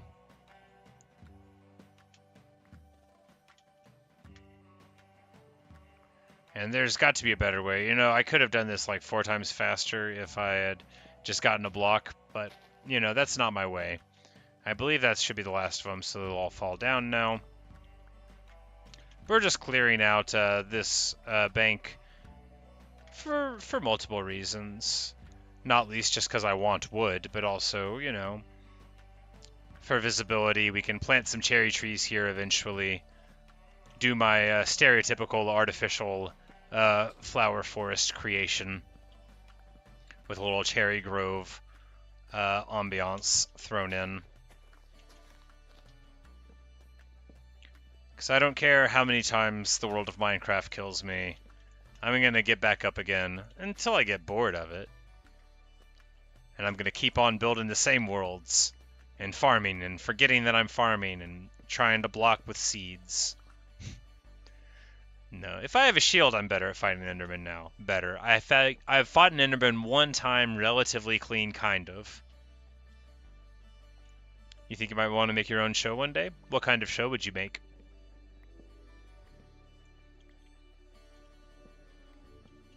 Your own animated show? Oh, awesome.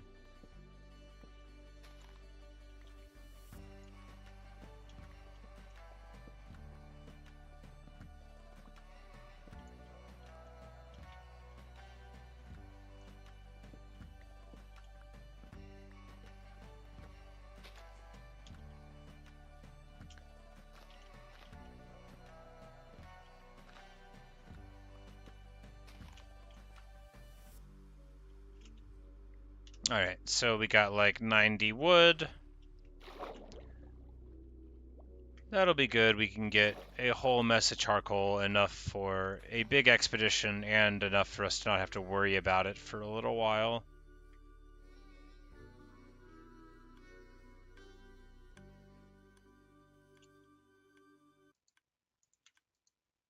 Alright, but we don't have any charcoal in the first place. Well, we're going to use random fences and junk from these inventories. Slabs, stairs.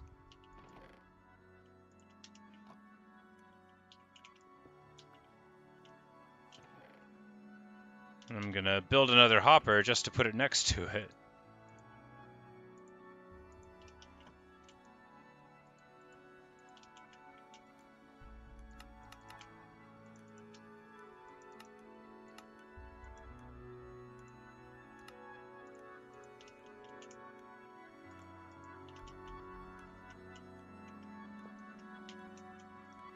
And now we've got a junk fueler, so we can throw all of the random wood trash into there to fuel the good smelter for making things.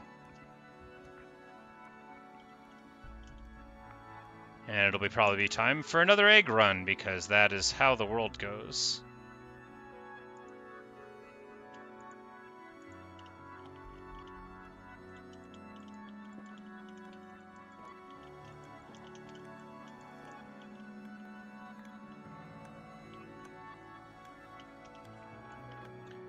Well, you know, not a ton of eggs.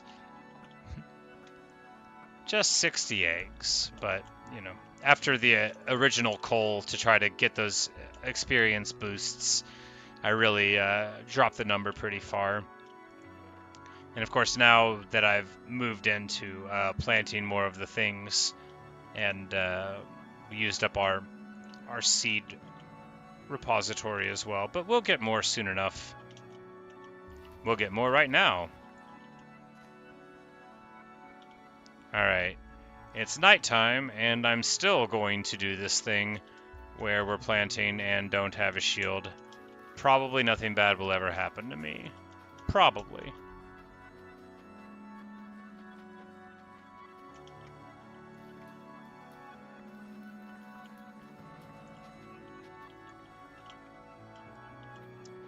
You were thinking of calling it the last parasite. Interesting. Be careful. Yes, I'm being very careful. You know, I've at least got, you know, like iron golems and stuff around. Even though it's a little dark here by the edge of the water.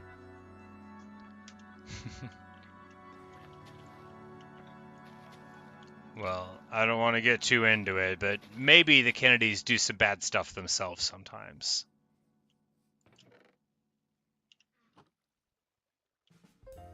I actually lived in New York when that bear cub showed up in Central Park. So when the news came about that Kennedy putting the dead bear cub in Central Park, I was like, you are absolutely joking. I don't believe it. But it turned out to be true, so, you know, I don't want bad things to happen to anybody, but if you, like, chainsaw the head off of a whale, I don't want great stuff for you. But I've already spoken too much. I try to avoid current events. But this was like somebody putting a dead bear places, which made it more of a specific strange story than a current event one. But I apologize. I try to stay away from that kind of stuff here, because I actually have, like, fairly strong and controversial opinions sometimes, and I definitely want to, you know, it's not that kind of channel. I don't want to be making people feel uncomfortable because I don't like some stuff that they like in the wacky world of current events. I want them to not like my channel because it's meandering nonsense that lacks a focused goal and I'm not very good. I don't want it to be like because I'm not a refuge from the unpleasantness of the world. I don't know what show is that from.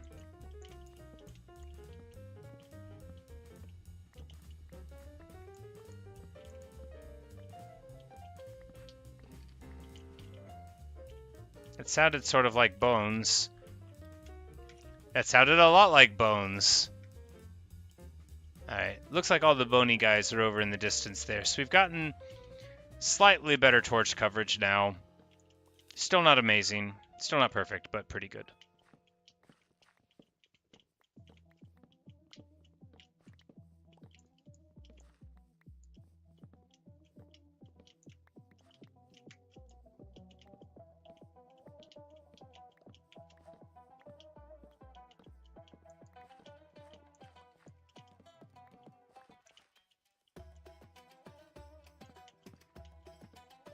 Alright. Well, you know, I think I actually accomplished, I don't remember what I put in the description for this, but I think I said I was going to, you know, try to get my enchantment thing up and work on the experience farm, so I might have even accomplished some of my goals. Clone high. Okay. Yeah, no, I definitely do remember that that was a thing. I just don't remember that reference in it. I remember I don't remember the exact year, but I remember people when they got into it.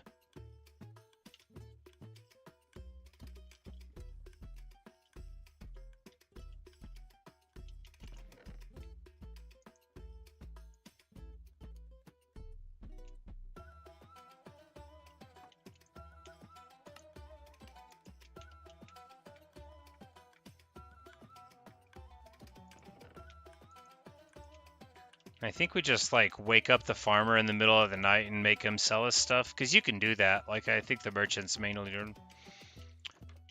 You know, you just say, "Hey, buddy, you want to wake up and engage in commerce?" And he's like, "Yeah, let me roll out of bed, get these emeralds out of my emerald pouch, as one does."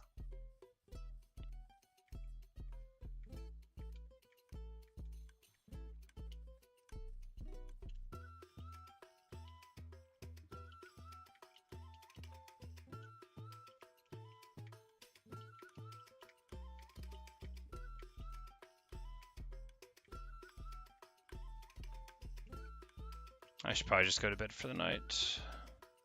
Yeah, I'm just meandering now.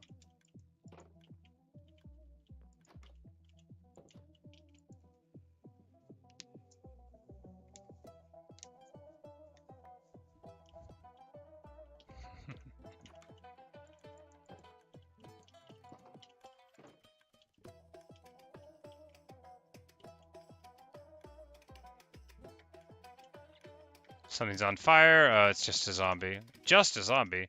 All right. Well, the good news is we've now got like way more iron golem coverage. Maybe because like these job blocks have gotten them like pushing further out with their talking. But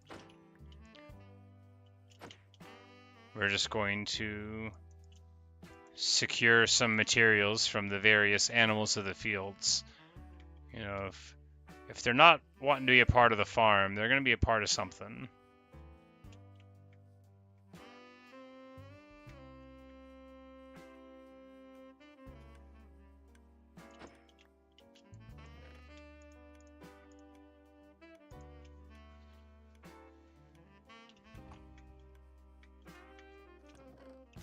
You just yank into bed, be like, "Hey, get up! Time to sell. Time to buy." You know, to their credit, they don't get mad about it. If I made a game, I would think we should make them get mad about it. But you know, fundamentally, if you add in a bunch of things that aren't fun, they're just not fun.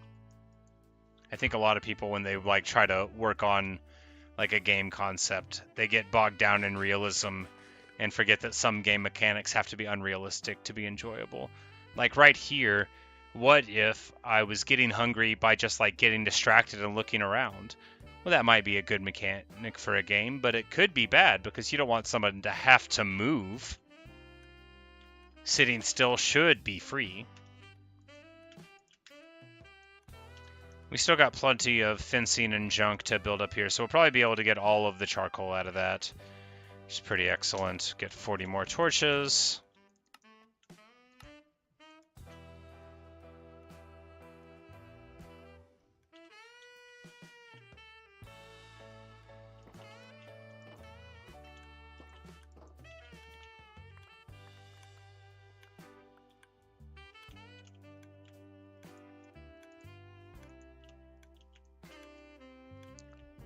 And we'll just breed up a whole slew of chickens. It shouldn't be too long before we get like a whole lot in here. And then we can just do a cull every now and then for a whole bunch of materials. But we'll probably make it slightly bigger. We'll do that right now.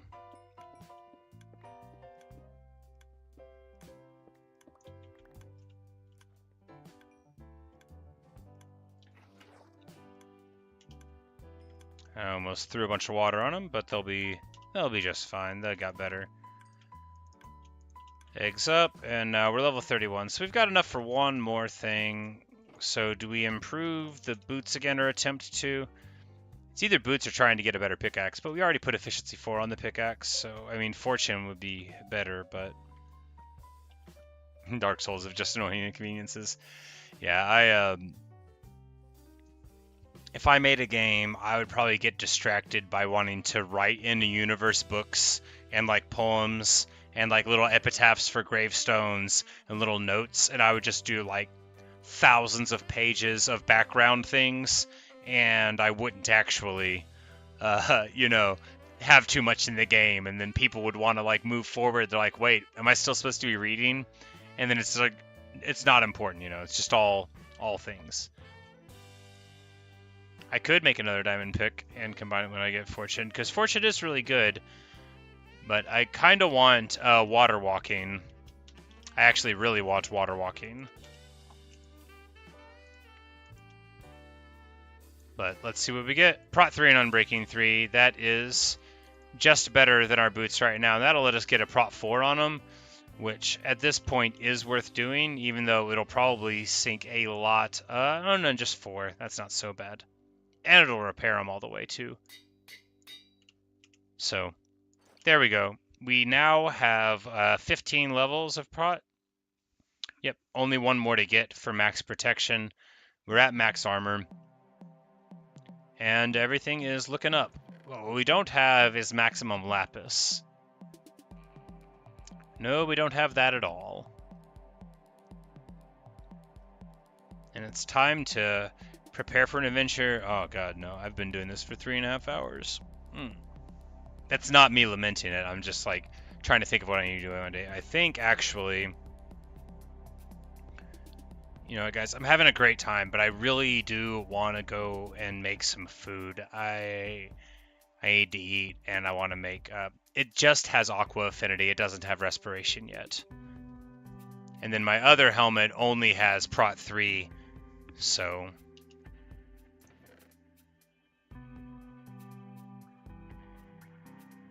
that's not, you know, perfectly ideal.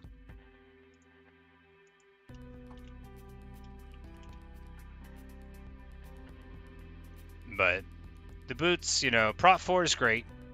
But it's not great. But yeah, I'm gonna go and make some food, and then I'm probably gonna like make some fudge or like cookies or brownies or something. But I am gonna plan to come back in probably like an hour or an hour and a half probably, and maybe stream a bit more. So if y'all are still around then, I hope to see you there. And if not, you know, you can always check out the videos on demand.